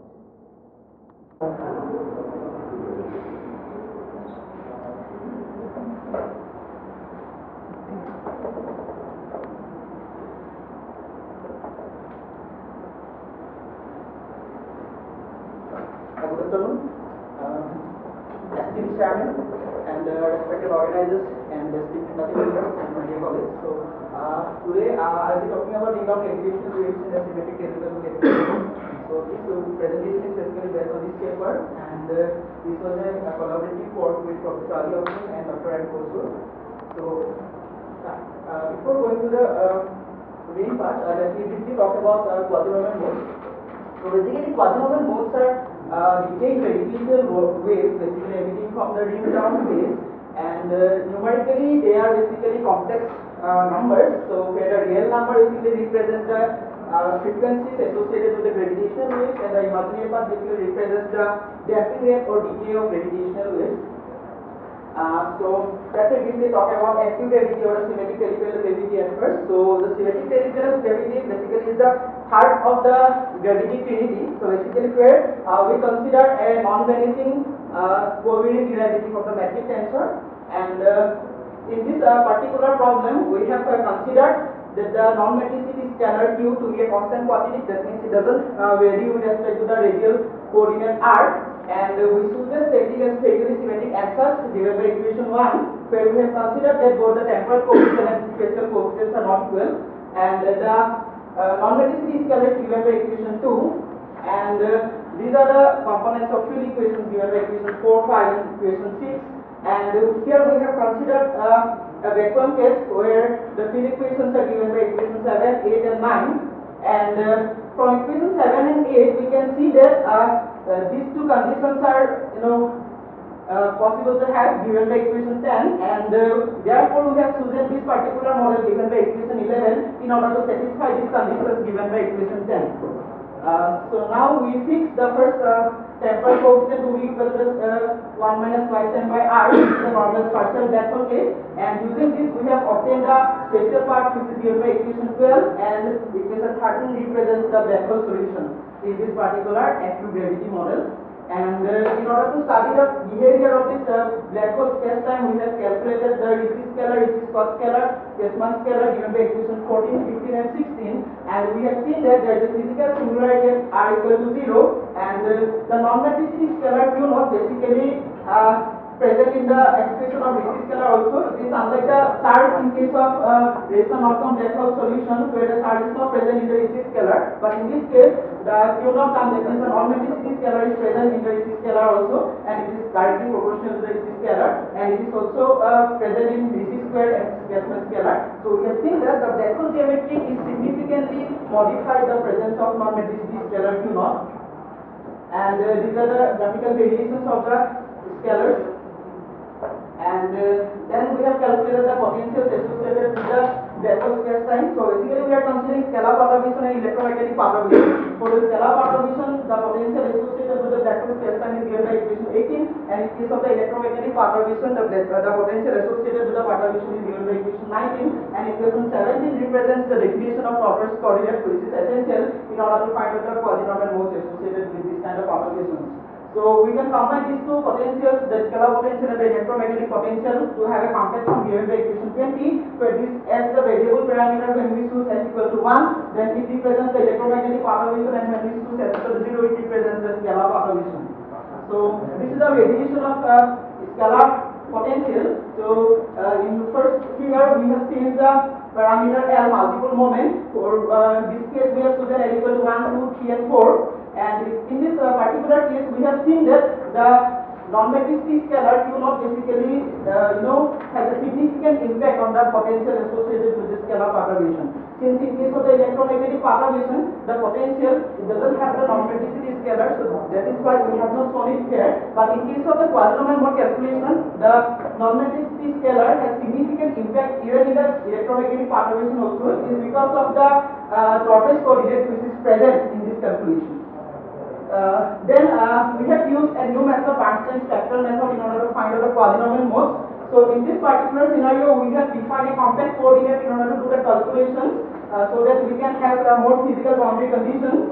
And using these boundary conditions given by equation 24, we have defined a function given by equation 25, where this b term is given by equation 26, which are known as Bernstein polynomials. So basically, in the original paper, the Bernstein polynomials were, the quadrinomial modes were calculated using this particular Bernstein polynomial in a one-dimensional grid, but we have modified this method in order to form a two-dimensional grid for better numerical accuracy. And then we have also defined another term given by equation 28, where this alpha is a half of term in order to determine the actual quadrinomial modes associated with the potential. So this is the WKB method we have used in order to find out the quadrinomial modes associated with the perturbations. So we have used the 6th order WKB approximation method associated along with the Pede approximation. So here you can see this omega term basically represents the higher order correction terms associated with the WKB approximation method. So this n is the order number. And we have calculated numerically the quasi-normal modes associated with the scalar perturbation and electromagnetic perturbation, both using birthday spectral method and Faraday average 6 order WKB approximation method. And we have seen that in case of Faraday average WKB approximation method, the associated error is higher in case of lower multiple moments. Here you can see for n equal to 1, the RMS error is comparatively higher, and this del 6 basically represents another error term which is defined by the half of absolute difference between the quasi-normal modes calculated using 2nd order and 5th order WKB approximation method, and this last term basically represents the percentage deviation of quasi-normal modes calculated using master spectral method and Faraday average 6th order WKB approximation method. And these are the variations of quasi-normal modes with the non-metricity scalar. And we have seen that with an increase in the non-metricity scalar, in case of the scalar perturbation, the real quasi-normal modes they decrease, and in case of the electromagnetic perturbation, the quasi-normal modes increase. But in case of the decay rate or damping rate, with an increase in the non-metricity scalar Q naught, the damping rate decreases for both perturbations, electromagnetic perturbation and scalar perturbation. So here the interesting point is associated with the real quasi-normal modes. You can see that with an increase in the non-metricity scalar, the variation of real quasi-normal modes for scalar perturbation and electromagnetic perturbations are completely different, which is not commonly observed. So these are the time evolution profiles associated with the scalar perturbations and electromagnetic perturbations. So these time domain profiles agree well with the numerical results obtained by using Basler spectral method and 6th order WKB approximation method. So this is the summary. So here we have seen that the quasi-normal moves vary significantly with the non-metricity scalar Q naught, and we have also seen that it has significant impacts on the real part of scalar quasi-normal modes and imaginary quasi-normal modes. And we have also seen that it might be possible to have the signature of non-metricity by using the observational quasi-normal modes in the near future.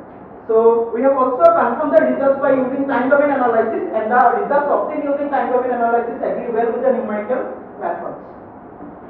So that is all. Thank you. Thank you.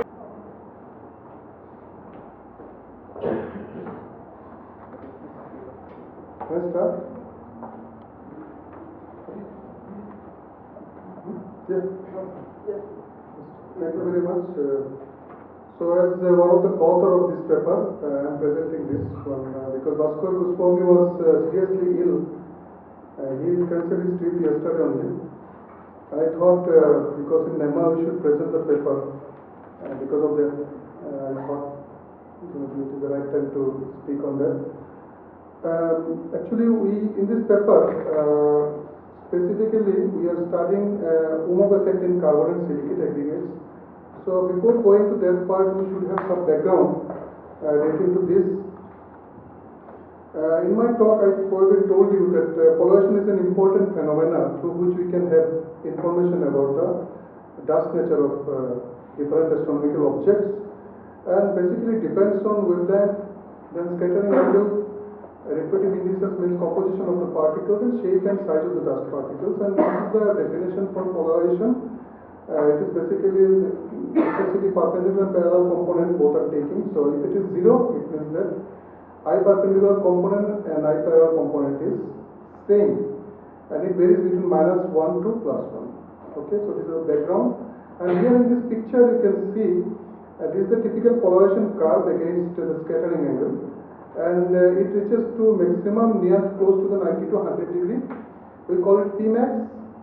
And around 150 or 160 negative peak is the negative is only the sign and nothing else. We call it P mean. P means minimum polarization. Basically, this Umov effect was initially studied by Nikolai Umov, which is the study of inverse correlation between the linear polarization to its reflectivity. So if you take any reflective surfaces like comet, asteroids, planetary surface, and if you take the polarization, it is found that polarization is inversely proportional to the albedo of the object. And The important point is highly reflective objects tend to reflect mostly unpolarized light, and dimly relative reflective objects tend to reflect polarized light. And then the law is very valid for larger phase angles. The question arises, so this is the typical graph. You can see that whenever albedo decreases, polarization increases. So this is the basic law. Now the question arises, why we are interested in this type of study. Recently you might have heard about DART mission. Okay, DART mission was actually organized by NASA, and what happened, one spacecraft was sent to divert an asteroid, because you know that some asteroids are hazardous to Earth and it may collide with Earth. So that's why they did an experiment. They sent a spacecraft and they had just changed the orbit of the asteroid. And this mission was known as DART mission. It means the double asteroid redirection test. And it was done in the last year, 26 September 2022. Now we have a technology. What does it mean? It means that if some asteroid is coming towards Earth, maybe in near future we could divert the orbit of the asteroid, because you know that in past also asteroid and comet might be, they had collided with Earth and dinosaurs disappeared due to that. That's why it's very, very important. Another mission you might have seen this year, just 2 months before, 24th September, NASA had actually collected dust sample from the surface of one of the asteroid, name is Bennu. And you can see one capsule is there. And the funny thing is that NASA scientists could not actually open this. There was a news recently that they could not open the materials which is there inside this capsule, and they are trying to open because this asteroid can give us many information regarding the evolution of the solar system, the age of the solar system. One more mission, it is not mentioned here, Bhaskar probably forgot to add. One more mission is there. NASA had recently sent another mission, another spacecraft. It will go to an asteroid. The name of the asteroid is Psyche, and it is believed that that particular asteroid contains gold. Okay, so they will go to that particular asteroid, will collect, and there is a popular saying that they may bring this gold to our Earth. And you know, if it brings back the gold to Earth, there will be no crisis of gold in near future. So these are some of the interesting background I wanted to discuss with you. The main point is that every day asteroid discoveries are going on, because main belt asteroids are so many numbers are there that every day almost asteroid campaigning is there, and we are also part of that asteroid campaigning. We have our group has already discovered more than 50 asteroids. Okay, so asteroids are, you cannot take observation of asteroid regularly with your dedicated telescope because telescope time is very, very important. And if you are asking for telescope time in IUCAA or ARIES or somewhere else, you will not get, because these are dedicated for some systematic observation, some other objects.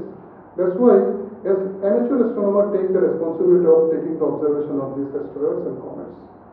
So basically, nowadays we are looking for those asteroids which are metallic in nature, because if you can carry one asteroid to Earth with metals, you know that even asteroid contains iron, gold and other metals. So if you can bring them to Earth, it will be very beneficial for our human community. And through this technique, this method technique, we can detect whether a particular asteroid is metallic or carbonaceous or any other types. Three, four types of asteroids are there, and through this study it is possible to predict whether an asteroid is of that nature or not. And basically albedo, you know that is the fraction of light that is reflected by a body or surface. Albedo for reflecting surface is very high, and for absorbing particle it is less. So the moon of Jupiter, Europa, had maximum albedo in our solar system. But if you go to other solar system objects like moon, then Mars, albedo varies. what close to 0.9. These are IC objects. So basically, when we model this asteroid surface, we consider aggregate dust models because it is found that experimentally, as I was mentioning about one of the return mission of dust, it is found that dust out of this type of, you can see, we call it aggregates or fluffy aggregates, and we have simulated these fluffy aggregates with the help of a computer course. We call it aggregates. The first one is the ballistic aggregates, ballistic BM1, BM2, three types of aggregates. So aggregates have some properties I'm not going to discuss in systematic way. Just I'm telling you, aggregates depends on the porosity. More the porous, the aggregates will be more fluffy. Okay, and when we are going to compact, the structure will be more rigid. Okay, so with that background, what we did, we had taken some model particles and tried to see whether Ohm's effect actually applies on that type of aggregates or not. And you can see this is one of the paper which was published in 2021, and you can see here that amorphous silicate and amorphous silicate at two wavelengths with varying porosity is nicely showing the Ohm effect. What does it mean? It means that if you increase the if albedo is increased, you can see there is a decrease in polarization, and both of them are in logarithmic scale. Recently, we have extended the idea to carbonaceous particle because maximum asteroids contain the carbonaceous particle. So it is very, very important for us to understand what is happening in this type of asteroids, which are carbon type asteroids. And in carbon type asteroids, we are using this type of simulations. I am not going to detailed discussion about the computation. Those who are interested, they can talk with me. So here we have considered the porosity of carbon aggregates, different porosities, and these are the simulation parameters. You can see we have taken three types of porosity: 0.87, 0.74, and 0.64. And different, the size of the particle is 1 micron we consider. But you should remember that for this type of calculation, it takes around 10 to 15 hours minimum. So if you want to execute the code, it will take 6 to 7 months. If you are going for this minimization technique, it takes lots of computation time. And we are also using IUCAA HPC. Then RRI HPC we are also using, and we also have in our department. But as you know that this type of computation takes lots of computation time. If we go for more than 1 micron or 2 micron, one computation will take 15 days to complete. So this scattering computation is highly, it demands computation time. So we could not go beyond a certain limit. Here you can see we have taken a different wavelength, because wavelength is very, very important. Which wavelength you are observing, and we have taken a couple of wavelengths from far ultraviolet to near infrared. And you can see here that for carbon type of aggregates, Ohm is valid. What does it mean? It means that if you are looking for carbon type of aggregates, and if you know the albedo of that particular asteroid, and if you measure the polarization maximum, you can calculate this Ohm effect. And this is recently reported to a journal.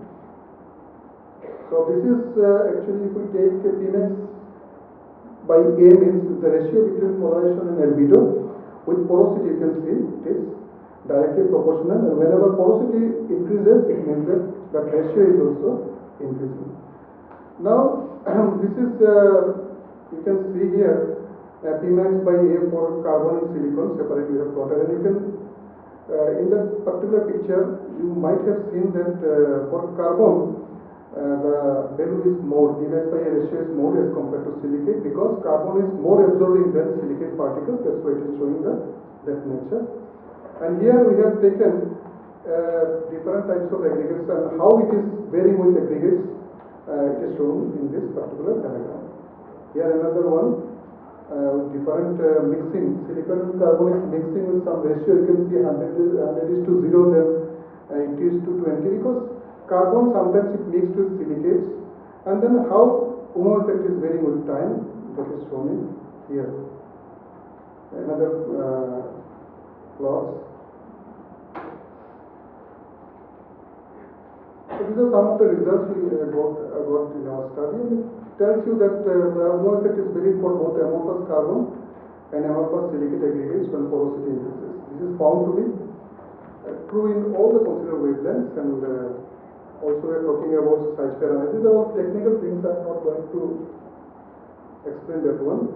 The main point is that UMO effect is valid for silicate and carbon, and asteroid contains most of the material compositions related to the silicated carbon. So we found that these are there in those type of asteroids, and in one of the paper, in the tomorrow's session, another scholar, Bhaskar Bormon, will show you through this study how one can actually classify, Vicky Prasad will show you how we can classify the asteroids based on this polarimetric study. And with that study, we could predict what type of asteroid is seen. Because if you want to identify asteroid, you need spectroscopic study. But also polarimetric, from the polarimetric study also we can classify the asteroids. So in the tomorrow's talk, Vicky Prasad will show you. And so my talk is over, and you can ask me if you have any confusion or any questions. Quickly I have presented because I got the PPT just a few minutes back. So thank you very much.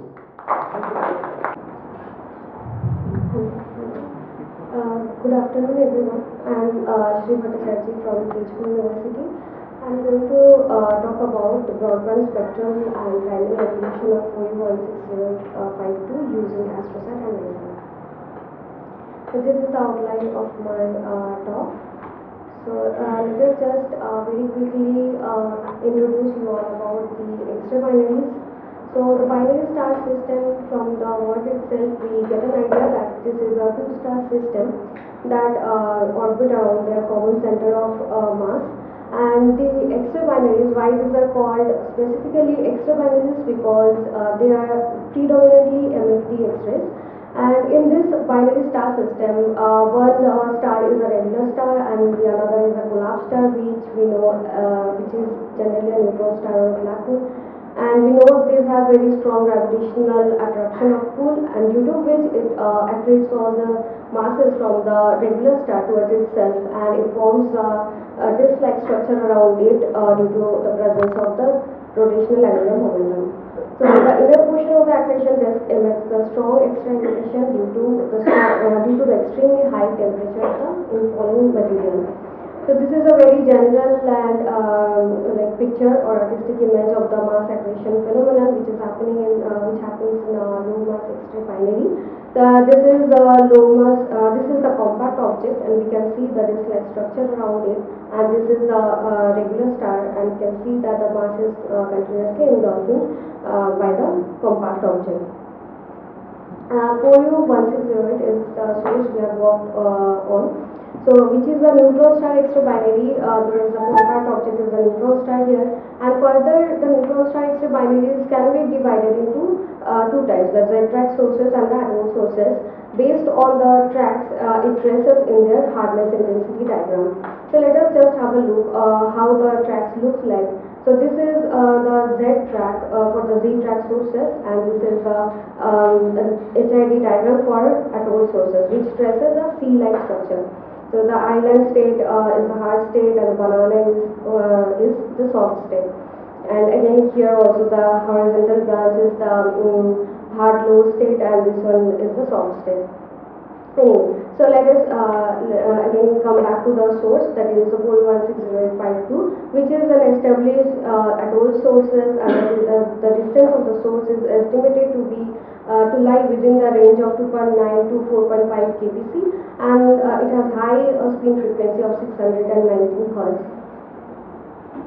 So let us talk about the motivation. We know the accretion phenomenon, like on studying the accretion phenomenon, we can get to know the origin of the high energy X-ray emissions. So we investigate the accretion process through the extra spectrum. and involving the AstroSat data analysis, which is available in the archival data.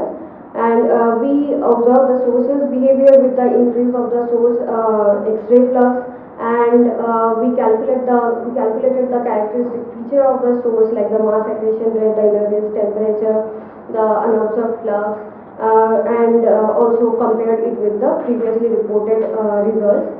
And we have performed the broadband timing analysis using the simultaneous observation of AstroSat and NICER, and also we have investigated the radiative origin of the obtained variability for the source, implying the formalism presented by Gerg et al. 2020. So as I have mentioned about the two missions, that is the AstroSat and the NICER, so let us quickly go over the payload section of the AstroSat. We know that AstroSat is India's first dedicated multi-wavelength satellite, and it aims to study the celestial sources in the wavelength like X-rays, optical, far UV, near UV, spectral bands simultaneously. And this is the artistic image of the payload of AstroSat. And here we can see there are three identical counters of LAX-PC, and these are the S60, the scanning sky monitor, CZTI, and the QVIT. And this is again the configuration of the NICER, and the main attraction of NICER is the X-ray timing instrument, which has high timing resolution, and it was launched on 2017, and the NICER works with the energy range of 0.2 to 12 keV. So let us come to the spectral analysis, and before coming to the spectral analysis, I want to say that the set1 and set2 are the two observations or the two data sets that are available for AstroSat, and set1 resembles data for 28th of August 2016, and set2 is July 14, 2020. This is the hardness intensity diagram for both of the data sets together, and we can see it traces, as it being a dot source, it traces a banana-like structure. This one is the lower banana, and this one is the upper banana state. And this is showing the HID for set1, and this one, the purple one, is for the set2. The hardness ratio is here the X-ray photon ratio in the energy range of 12 to 20 over 3 to 6 keV. So now, as I have mentioned, that we studied the source's behavior with the increase of the X-ray flux. So to do the flux resonance spectroscopy, we have segregated the flux, different small flux states into 6 parts. So let us see how this is done. So this one is the flux state we have segregated for the set1, and this one is the flux state segregation for the set2. So now we have done the spectral analysis, broadband spectral analysis for all the flux states individually, and the base fit model is obtained to be this one, that is using mainly the Gaussian, the TH component, that is BB, and the variation of the base fit spectral parameters with the increase of the source flux is shown in this figure. So here we can see that the gamma is not very much varying in case of the set2, whereas for set1 it is slightly decreasing with the increase of the flux, and we can say that during that time the source must be tending towards the harder state. And for KT we cannot say any concrete statement, because the difference is not very much and the error bars are also high. But for T, we can see a variation in the inner disk temperature, which is slightly lower in case of the set2 due to its lower unobserved flux, which ascribes the lower inner disk temperature. And here is the best fit parameters for all the flux states. And below we have calculated the total unobserved flux. Along with, we have also estimated the inner disk radius, which seems to be like a constant for all the flux states, and the mass accretion rates for all the flux states individually. So let us come to the timing analysis. So we use the simultaneous NICER data with the AstroSat data, which provides us an opportunity to perform broadband timing analysis over an energy band of 0.8 to 15 keV. And in this case, we have split the time intervals into three segments as represented in the figure 9, and which is the light curve for LAX-PC, SXT, and the water panel is for NICER. And we have taken all this, we have jointly fitted the PDS for all the flux, for all the segments individually, and this is a representative PDS joint fitting plot for one of the segment, and we can see a complex structure in two phases, like two complex structures. So here I will only be talking about first hump. So yeah, so before going to discuss about the result we have obtained using the Garg et al. 2020 formalism, I just want to let you know that what this formalism actually is.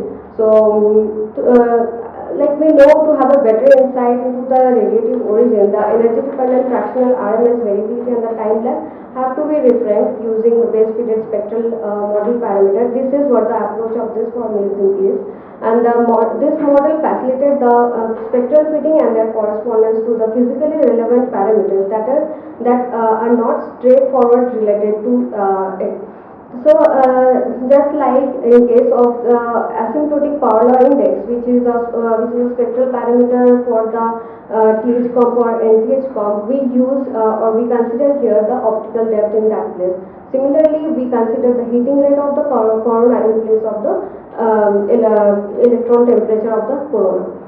So, taking into the account of the fact that the observed spectra incorporates all the changes in the spectral parameters, we can define the change in the spectra due to the change in the spectral components. So, if anyone has any more interest about this formalism, one can look into the Garg et al. 2020. So, this is the fitting we have obtained using the Garg et al. 2020. So this is the phase lag and the RMS modeling. So phase lag, we can see that it is almost consistent with the 0 in all the cases.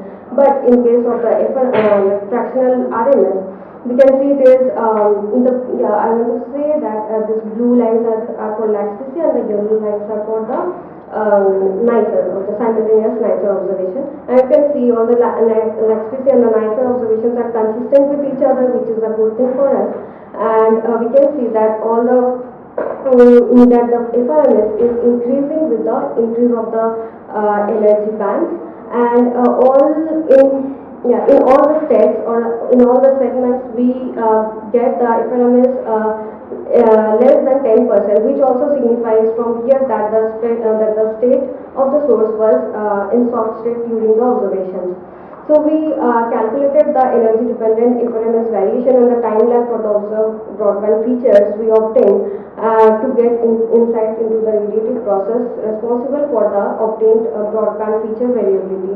And on fitting all the on trying over all the spectral combinations, we found that we can nicely explain the change in the heating rate and the lattice temperature, which is responsible for the obtained variability. So this is the base fit parameters we obtained using that model, where we can del K shows the change in the inner disk temperature, del H dot is the change in the heating rate for each of the segments separately. So this is a conclusion. So we have calculated the total unobserved flux for the lower banana state and the upper banana state, and we obtained for the upper banana state the flux is quite high than the lower banana state, which translates to an statement that that the accretion rate is consistent with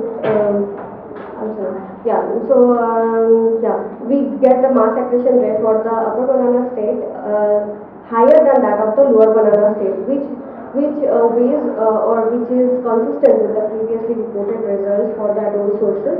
And we also obtained the inner disk radius comes to around 23 kilometers for all the flux states, which again obeys the previously reported results. And from the timing analysis using the Garg et al. 2020, we find that the data is well represented by a scenario where there is a variation of the inner disk temperature and the heating rate of the corona. So hence we can say that the temporal modeling is also consistent with the spectral interpretation, but the inner disk radius does not vary much, and the rapid variability can be attributed to an accretion rate variation, which changes the inner disk temperature and the heating rate of the corona. Thank you. Okay, good afternoon all. So I will be mainly talking about ULXs, the black hole ULXs, the alternative axis sources. So the title is a deeper insight into the accretion scenario of black hole ULXs with XM Newton. So by definition, we know that ULXs are the compact objects which shows this much of high luminosity of the order of 10 to the power 39 to 41 arc per second. So the fundamental question comes like how these objects can attain to this high luminosity. So there are several proposals or models that can explain this. So the first one comes with the superluminous accretion into stellar mass black hole. So if you dump more matter into the stellar mass black hole system, so that can produce this much luminosity. Next model is basically deals with more massive black hole at the center core of this object. Okay, as the luminosity is basically proportional to the mass of the black hole. Some studies also confirms the presence of neutron stars in some of the ULXs, so that also can explain this much luminosity and other properties. But for those ULXs, you need to confirm the pulsation from the neutron star. And in addition, some magnetized accretion disk also can explain your this luminosity for a stellar mass black hole system. So by being motivated with all of this, we looked into few ULXs from the XM archive. So total we have 9 ULX sources which are mentioned here. So the source selection criteria is basically we look for those sources which are multiple observation is available from XM, so that we can have a long-term study how the properties varies in the long term, and also we need good quality spectra from the XM so that we can have a good modeling in this energy range. Okay, so moving into the timing studies. So out of these 9 ULXs, we find that this 5 ULX source actually shows quasi-periodic oscillation in this frequency range. So here in this figure, for each source we show the maximum QPO observed for each of these cases. So total 21 QPO features we have observed, including all these sources, and the RMS amplitude of these QPOs varies in this particular range. So next we move into the spectral modeling. So we have spectra from 0.3 to 10 keV with XMM for all the sources. So first we try with this kind of model in which 2 disk BB is there, the standard disk component, along with one simple model that is basically kind of a power loop. So this kind of model is well studied in context of ULXs. So we start with this. So we find that this can explain the observed spectra quite well. So next, to get the more physical picture of the problem, we basically replace this part with the thermal componentization component, that is NTH-com. Now this disk BB along with NTH-com is well studied in context of black hole binary systems. So for the first time we tried in ULXs, and also we find that this high energy curvature of this ULX spectra, that well known spectral feature for ULXs, that can be explained by this model combination.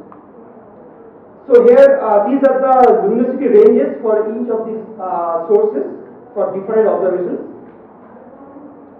So now once we have the spectral results, we try to correlate them. So in the first figure, we have in the y-axis the disk luminosity, and in the x-axis the inner disk temperature. And what we find is for NJC 5204X1 only the positive correlation is observed, but for all the sources in negative correlation is seen. And in this right hand side figure we have basically the correlation between the photon index with the total borometric luminosity of the source. So here basically it indicates that as your luminosity increases, it moves towards the softer spectral state. So in the temperature and luminosity correlation, we also checked with this NCMC simulation, and we find that a clear anti-correlation is seen here. So this is a example for the IC source. Similar result we got for all the sources, which shows the negative correlation in the this L bond, L disk and the temperature. Okay. So we fit this correlation properties with this power law, where this alpha is basically the index. So for the standard disk theory, you expect this to be 4. So for this positive correlation, we are getting nearly 4, but for all other cases, we are having different indices. And this rho is basically your correlation coefficient that you can find. So anything near to negative 1 is basically your negative correlation, and similar to like if it is towards positive 1, that is positively correlated. So in a nutshell, except one source, for all other sources we have a negative correlation. So that basically indicates the possibility of new physics for this kind of sources, which is not observed for black hole binary systems. Next, we have certain spectral results as well as timing things. So then we also try to correlate between them. So in each panel we have certain spectral properties. So in the first panel we have the percentage of componentized flux. Next one is the disk flux. Then the photon index and the scatter fraction of seed photons. And in x-axis we show the QPO RMS amplitude for all the QPO we have detected. So we see that so componentized flux somehow increases with this QPO RMS for this NJC 1313X1 and for NJC 6946.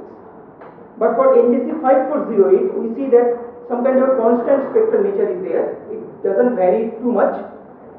If we look at the spectral index, so there exist two different regions. So one is greater 2 and one is less than 2. So that basically tells you the softer nature or towards the harder nature of these sources. Okay.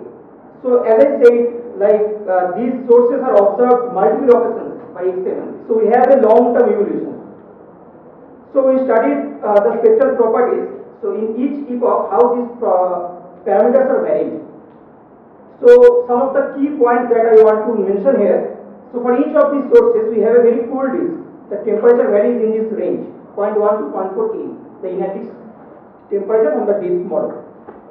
So that essentially indicates that there may be the presence of a massive black hole at the core. So next, based on the disk flux contribution as well as the photon index, we can basically distinguish which sources are basically disk dominated nature and which are componentized dominated spectral nature. So that we find for these two sources it is disk dominated, for other three cases we have componentized based spectral nature. So now based on this we propose a model based on relativistic steady viscous accretion flow around black holes in presence of relative cooling. So these are the all governing equations that we need to model the accretion flow around a black hole. So Professor Das and Amit already introduced these equations and they explained nicely, so I will just skip it. So again, we all know the utility of shock solution in the accretion flow. So just for a recap, we have accretion flow at the outer edge of the disk, which comes from the outer edge passing through the the outer critical point. It can have a shock transition from the supersonic branch to the subsonic branch, depending on certain conditions. Then again it can connect to the inner critical point and again go to the inner horizon of the black. So it was pointed out in many simulations, like this shock location can actually show some non-steady behavior. So depending on physical conditions, like if the infer time scale of matter from this shock location to the black hole horizon is roughly matches with the cooling time scale of matter at that post-shock region. So their infer time scale actually can be correlated with the QPO frequency that we observe for different sources. So with the infer time scale we calculate the QPO frequency as well as we calculate the luminosity for the disk. So from observation we have two things. From timing studies we have the QPO frequency. from spectral studies, we have the luminosity. So from our model, we try to match for each source. So we change the flow parameters, namely the energy and the angular momentum of the source flow, and we try to get those shock solutions which actually explain this QPO frequency as well as luminosity simultaneously for each case. So the result is as follows. So from there we can predict the mass and accretion rate of the system. So in this figure you can see, so we did it for two different spin cases, for the non-rotating case as well as the rapidly rotating case. So we see that for IC source and NGC 1313X1, so these two sources can accrete both at sub-Eddington and super-Eddington regime, irrespective of their spinning nature. But if we go for two other sources, they are restricted to the sub-Eddington accretion state if they are rapidly rotating. For non-rotating case, it can go to sub-Eddington and super-Eddington flow.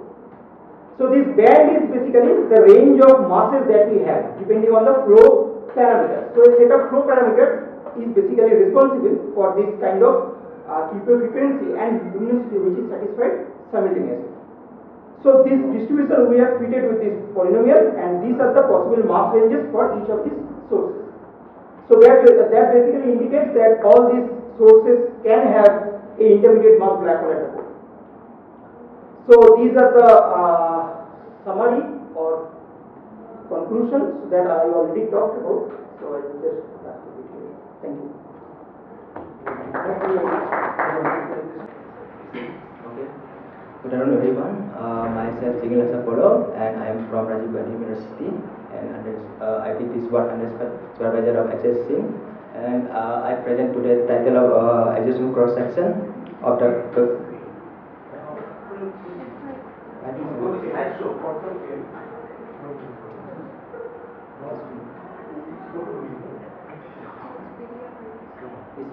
PDFs actually.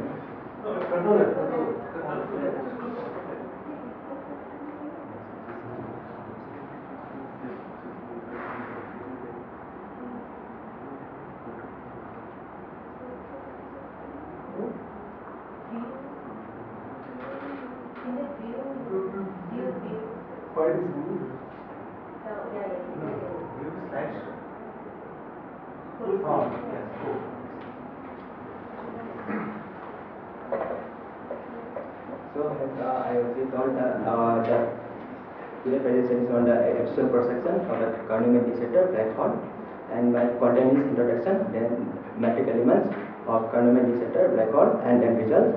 After that, conclusion and reference. So I start my presentation with introduction. So start with Stephen Hawking already demonstrated the black hole possesses some entropy as well as temperature. So which allowed them to emit some radiation and interact with their surrounding. Okay, that means they can scatter or absorb some radiation, which leading to a production of virtual particle, which is connected with Hawking temperature. So as we know already that black hole cannot be observed. So their presence can be only inferred indirectly, such as the scattering of matter waves, which is reflected from them. So the important aspect of this work is the adjacent cross section of the black hole of different charge, rotating parameters, and energies. So I start with this work with the line element of Carnot black hole, which is given by question 1. And then after that, to study the dynamic of this scalar field near the black hole, so we have used the Klein-Gordon equation, which is given in question 2.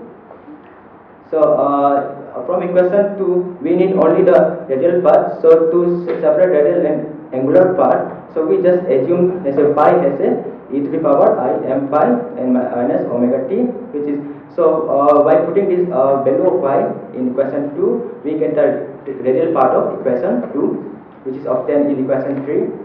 So here, which is where the k naught is there, and the KLM is the separation constant. And to solve the scattering problem, we have we separate space-time into three regions basically. First at the horizon of black hole, and the second is at the intermediate region, which is a little bit close to the horizon, and one is the large distance, which is far from the horizon. So I start my work with for the intermediate region, which is little bit far from the horizon of black hole. So at the intermediate region, this equation 3 can be simplified to this equation 4. After that we solve this equation 4, so we get the solution of equation 4, which is 5 naught. So here we got the alpha and beta, and here we in alpha and beta let's say r, absolute r, which is the coefficient of reflection coefficient, because we just assume that there is some possibility of the reflection from the horizon. Okay, so here is the psi also there, and now we had at a very large distance from the horizon. So in large distance we just the terms which is involved in equation 3, which is there is energy and mass terms, which is involved in equation 3, can be reduced with simpler form, which is given by equation 7. So as a result, the equation 3 can be also now reduced to in equation F, where P is a assume as this considered as a momentum. And the solution after that we got the solution of equation F. So where we got the A naught and B naught actually. So A naught and B naught actually is for actually we just focus on this low energy. So we just denote as A naught and B naught. So now the actual what is the absorption cross section. So to calculate absorption cross section, first we need to calculate the S matrix elements, which is represented as in equation 12. What is S matrix? Which is actually the ratio of the incoming waves and the outgoing waves. Okay, so which is represented by expressed in equation 12. So as I already said that our focus of our work is on the low energy region. So here we just in the low energy we just assume as L as a 0. So we got equation 13 for the low energy region. So after the putting a value of this A naught and B naught we already got. So we just got a value of expression of S naught, which is the S matrix. So just after that we got the absorption cross section, which is which is the sigma, which is 5 by p square and 1 minus S naught square. So after that we just putting the value of the S naught, then we got the expression of absorption cross section, and then just putting the value of P, and here in P you see the small value of B, small b, which is nothing, just a dimensionless parameter. So we can write after putting this equation P expression in equation 15. So we just got the expression of expression 16. So we already got the Hawking temperature for the quantum indicator black hole. So which is the, so by putting this by simplifying equation 16 and 17, we got the actual expression of absorption cross section, which is expressed in equation 18. Now, as for low energy, this psi should be assumed as equal to approximately 1, and then nu is a phi psi. So just putting the value of this 2, we got the total absorption cross section at a low energy. So from equation 21 we say that absorption cross section is inversely proportional to the Hawking temperature. So after that we see that how this absorption cross section depend on the parameter of black holes like charge, spin, also and the cosmological constant. So first we plot between absorption cross section versus energy for different charges. So from this figure we can see that as we increase the charge value, the absorption cross section decreases, because ball line is where charge is 0.1, and after that if we increase the charges, the absorption cross section decrease with respect to energy. So next we did for different rotating parameter of black hole. So here also same, if we increase the rotating parameter, the extrusion cross section decreases. So next we did for a cosmological constant, okay, but here we see that if we increase the cosmological constant, the extrusion cross section also increases. So now lastly we did we do the for we just compare the different extrusion cross section of different black hole like Rajan Armstrong de-Sitter and for Kerr de-Sitter black hole, and from that from the plot we can see that Rajan Armstrong black hole has a much higher extrusion cross section than both Kerr de-Sitter and Kahneman de-Sitter black hole. And this is a conclusion. So in this one, we basically calculate the low frequency extrusion cross section of a massive charged scalar field in the near the Kahneman de-Sitter black hole, and we analyze the behavior of scatter wave at the low energies in the region R tends to R at the horizon at the intermediate region and the large distance, and we derive the S matrix. After that we derive the extrusion cross section, which is we see that we find that it is inversely proportional to the working temperature. Next we find that we find a series of plots which depict the dependency of extrusion cross section on the charge and working parameter of the black hole as well as cosmological constant. So from that plot we can also observe that the extrusion cross section decreases as we increase the charge and working parameter, whereas the cross section increases as we increase cosmological constant. So lastly we saw that the extrusion cross section of the Rajan Armstrong de-Sitter black hole is much higher than the Kerr de-Sitter and the Kahneman de-Sitter. So these are some references. Okay. Thank you.